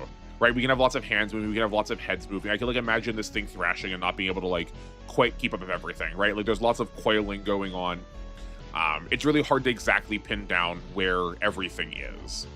And I think, like as I just said, like about valuing the very precise approximation of a motorcycle in Vega, the very like imprecise approximation of how all these heads are working, right? We only really see the full neck and body of 2 of the heads. 2 of the other ones are like half behind there, and then the other ones, 2 of them just aren't, and is there like a 7th head like farther in the back? Right? Like we need to fill in we are asked to fill in those gaps. And to me, that is like what good art does. It shows you something very deliberately and tells you, and then using that teaches you its rules, and then goes, okay, think about this and apply this elsewhere too. The necks / bodies are also not exactly the same, so you are like given the opportunity to try and like visualize what that's going to look like. How does this snarl, this knot of necks and heads work? And in amongst that, it is also like appropriately menacing, right? It is the big bad for the Gear Fighter series. It is it is the second to last boss you're going to be fighting in the game. So like, we want this thing to be imposing, and I think its visual styling does do that. Making it a Hydra also fits with the fact that it has HP regen, or I guess, sorry, giving it HP regen fits with the fact that it's a Hydra. We've sort of learned through both Greek mythology and Japanese mythology that this kind of creature is like easy to regenerate, and I'm sure that's probably true in Gear Fighter 2. I just haven't seen it or played it, but it feels like, you know, I'm not looking at this and going like, oh, well, this character has this mechanic because they're the end of the game, so they're going to need to be tougher and find a way to try and be resistant to what you are doing, right? Like it's nothing that boring. It's like, oh yeah, no, I believe that like doing damage to this thing is only kind of half working because it's like actively growing. You or because it is just this like royal of like snake neck. You know, you can land a hit on one of the necks, but like that spot to follow up on is going to be lost in the tangle pretty quickly. So does that damage actually really matter? You need to be doing like really big chunky hits to like actually make something connect. Like try and take out a head, for instance. And I like speaking of those heads, like they have a similar snarl kind of lean to them that I valued out of the Death Scythe, right? They are angled down. They look like they are ready to strike. They look like they're looming over whatever robot they're about to like attack. This does not feel static. This feels like right about in motion to pounce on whatever its next victim is.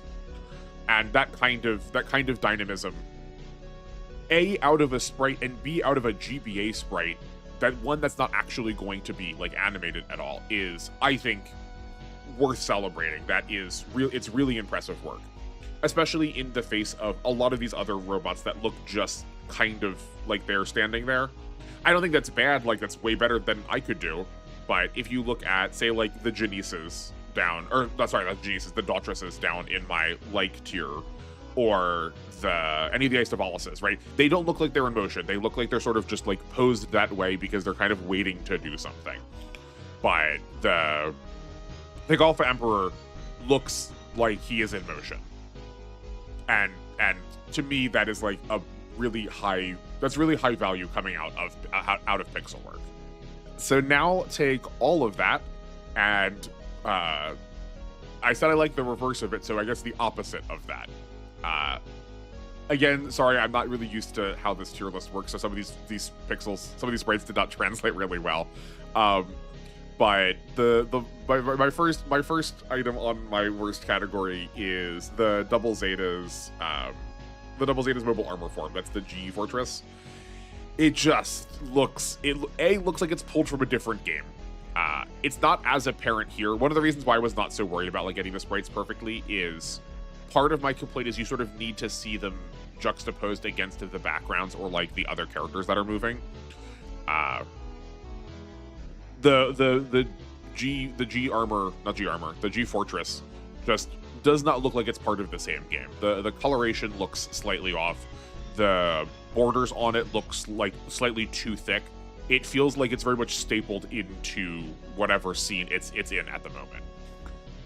But like I said with Vega about like the directionality of the motions, this feels like it is pointed one way and just shouldn't be. I would like it to have that swooping kind of motion, the way some of the other fighters look. Like really, you can see like the G Flyer, the thing that straps onto the Gundam Mark II to make the Super Gundam. or the G Falcon, right? Like those two are angled in a way that like is at least giving some amount of dynamism. And the G Fortress just does not do that at all. And so given the perspective that we're looking at it from, it feels like things are not also scaled quite correctly. Like if you turn to look at this from any other angle, it's going to look a little bit like a Hall of Mirrors kind of like trick room style visualization, you know what I mean?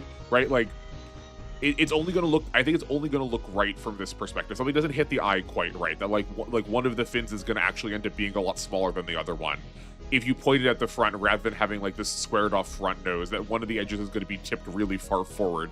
It's going to look like a like cubist impressionist painting situation, and like that, if that's what you're going for, that's fine. It just feels like it was like, I mean, it's not supposed to be that way, right? It's supposed to be very angular. It's supposed to be very symmetrical.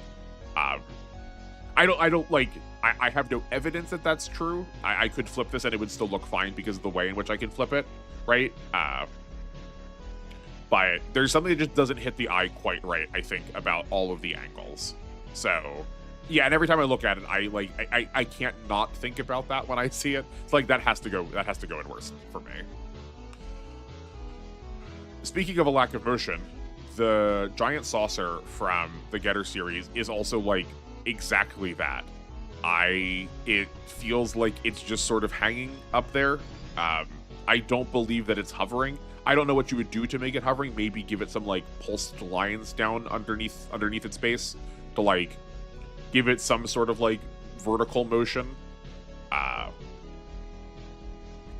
I mean, I think this design works fine in the show. It is like it very much just like fits its role.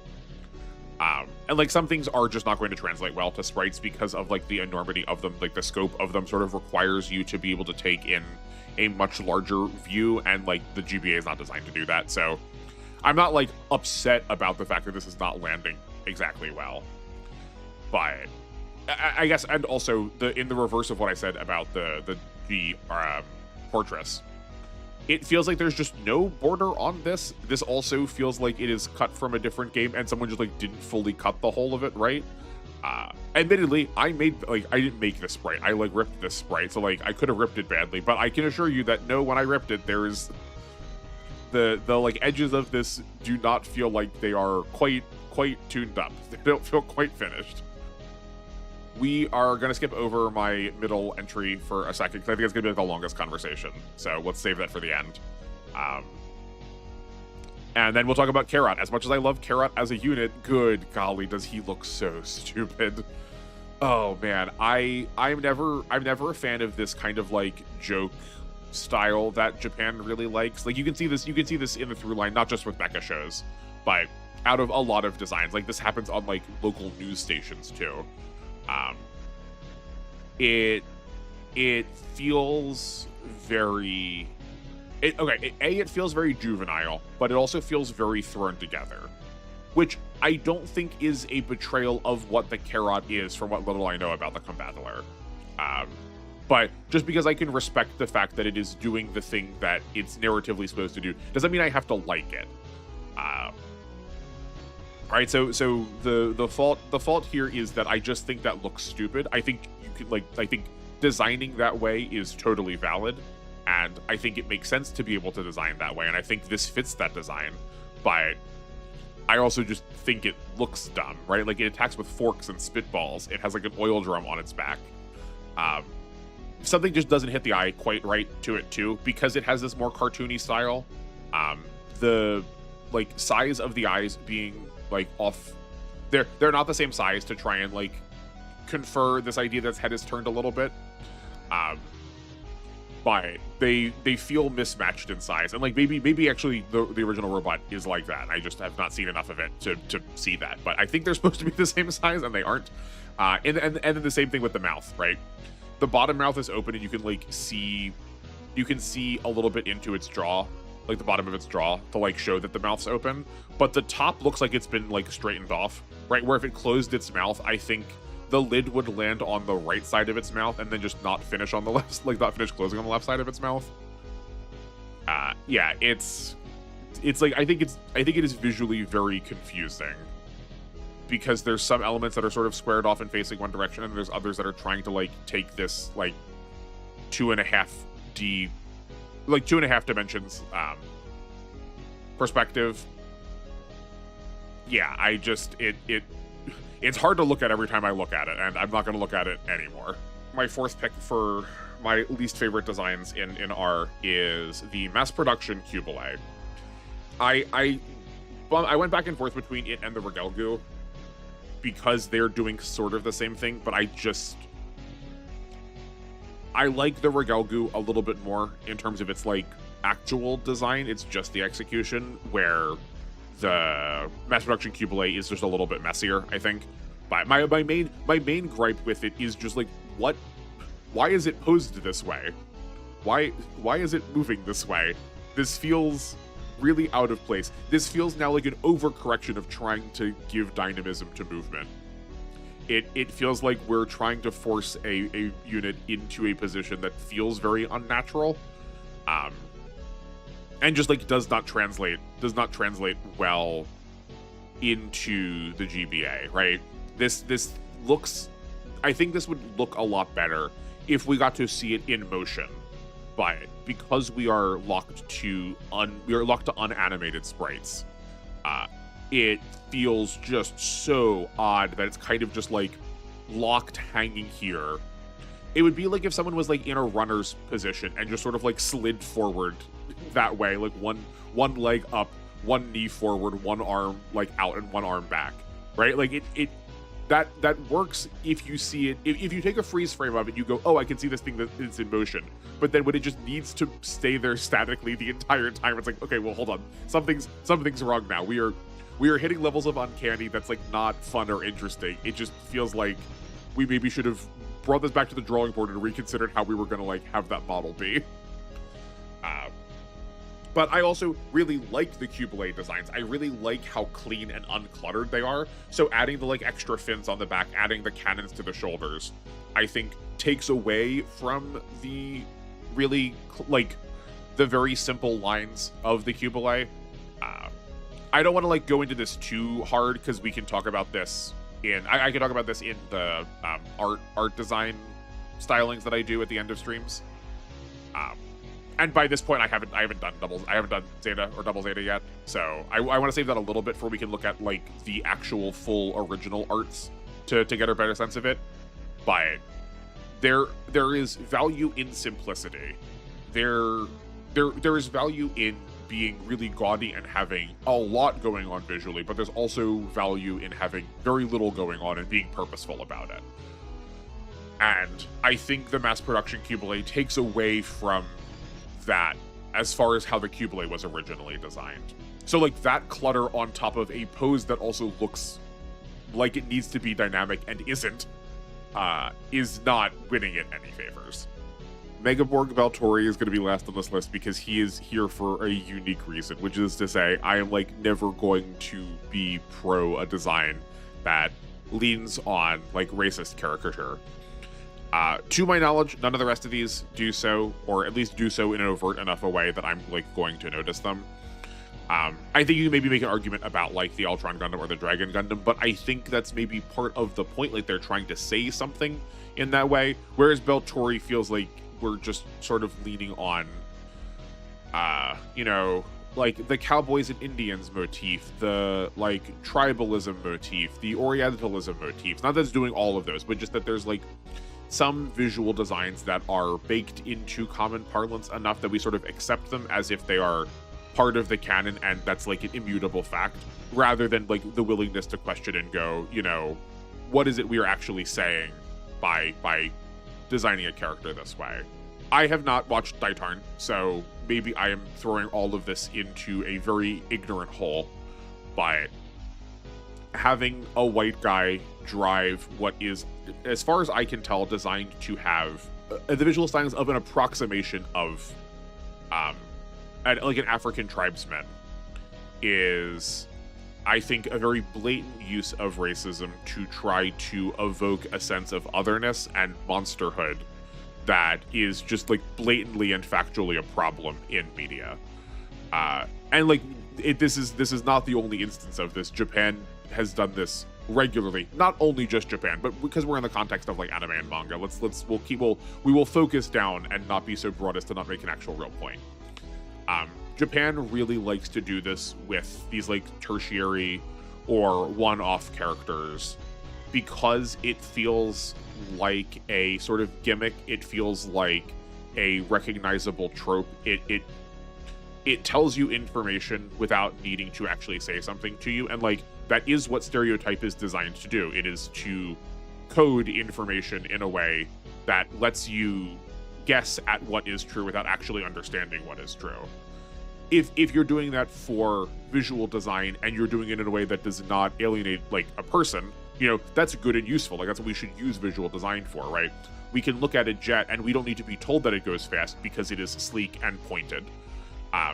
Those are visual elements that have taught us that.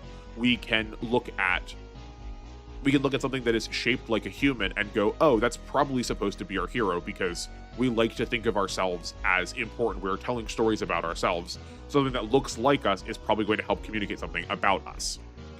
But when you opt a person or group of people into that practice and you say something about them that is not descriptive about them, not what they would say about themselves, and is done so only in a way to diminish or devalue a like crucial element about who and how they are, simply because you look or feel or believe different, is when it becomes a problem.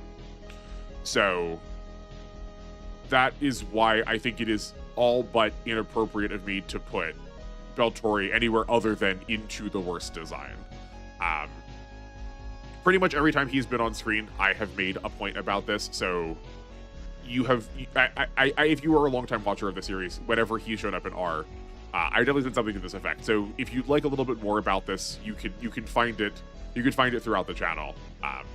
But it is very important to me that we address this, especially out of our media, because I think it's very easy to sort of let it pass and just go like, well, what does it matter? It's just like this robot this one time. But like that does matter because, you know, the more we let these kind of invasive elements that are dehumanizing pass, the more we are willing to do so in other cases. We are practicing the dehumanization.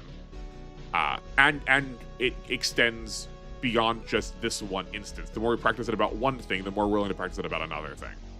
And for someone with whom this visual styling is trying to mock, they feel like they can't play this game because they are alienated by it. Potentially. I've not met someone, but I would rather not. I don't want to risk denying someone the comfort of feeling like they can just relax and just play a game because they need to like be on guard about the fact that who they are is like visually threatened on the fact that who they are is a joke to a lot of the people who might be playing it, even accidentally. I have tried to style this channel both after like very analytical, wanting to play at the best possible level, which is generally speaking inaccessible for a lot of people. Most people are not going to be trying to want to push all of their media to the highest form of to the highest level it can be, and that's okay and that's fine. You don't have to. So then to counterbalance that, I would like to try and think of this myself in this place as accessible. I would like to try to bring things down to the lowest common denominator such that anyone could take advice, anyone could learn a lesson. You don't have to take all of the lessons all at the same time. You could just take one element and move it forward into your gameplay. And if I'm thinking about that exclusively in terms of gameplay and not in terms of all of the other things that are brought together when we participate in media, I think I'm still kind of failing in my job. So as much as I want this, as much as I want this space to be accessible for anybody, for any level of play, I want this space to be accessible for any like walk of personhood too, and not calling attention to like blatant uses of racism in visual styling, I think is not doing that job. I know we had to end on a bummer, but it's an important bummer to end on, and I kind of wanted it to end it this way. So like, if you're sticking it out for the whole of the video, like this is the thing that you are remembering the most. Because like at the end of the day, it's great that you know exactly where to like put a tier for a character, but like that doesn't actually say anything about the world.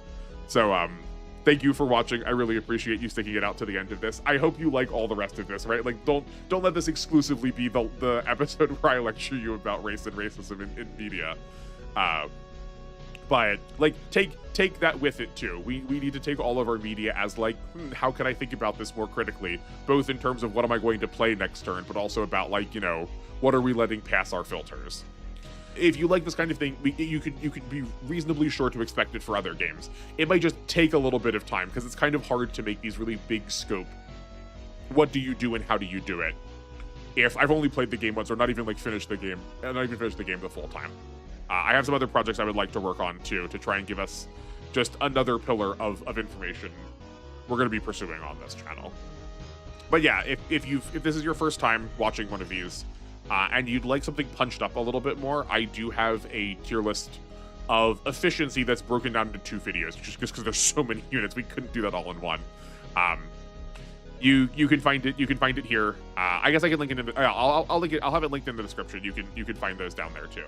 It's gonna be talking about playing the game at sort of like its highest level, trying to like figure out how to get the lowest turns, figuring out the characters that are going to like most effectively get you through the game. So if that's what you were looking for, that's available to you too. But short of that, any discussion is welcome and encouraged. I will happily talk endlessly about any one of these characters. So again, thank you so much for watching. I really appreciate you being here. I did not expect me to be doing anything other than just screaming into the black void of the internet this entire time. And we have already formed a small little collective of people who are like interested in details, and I really value you being here on the other side of this microphone. It makes this all feel so much more worth it. So thank you again. I appreciate you watching the video. And I will see you in whatever you come to next, be it scripted or live. Take care, everyone.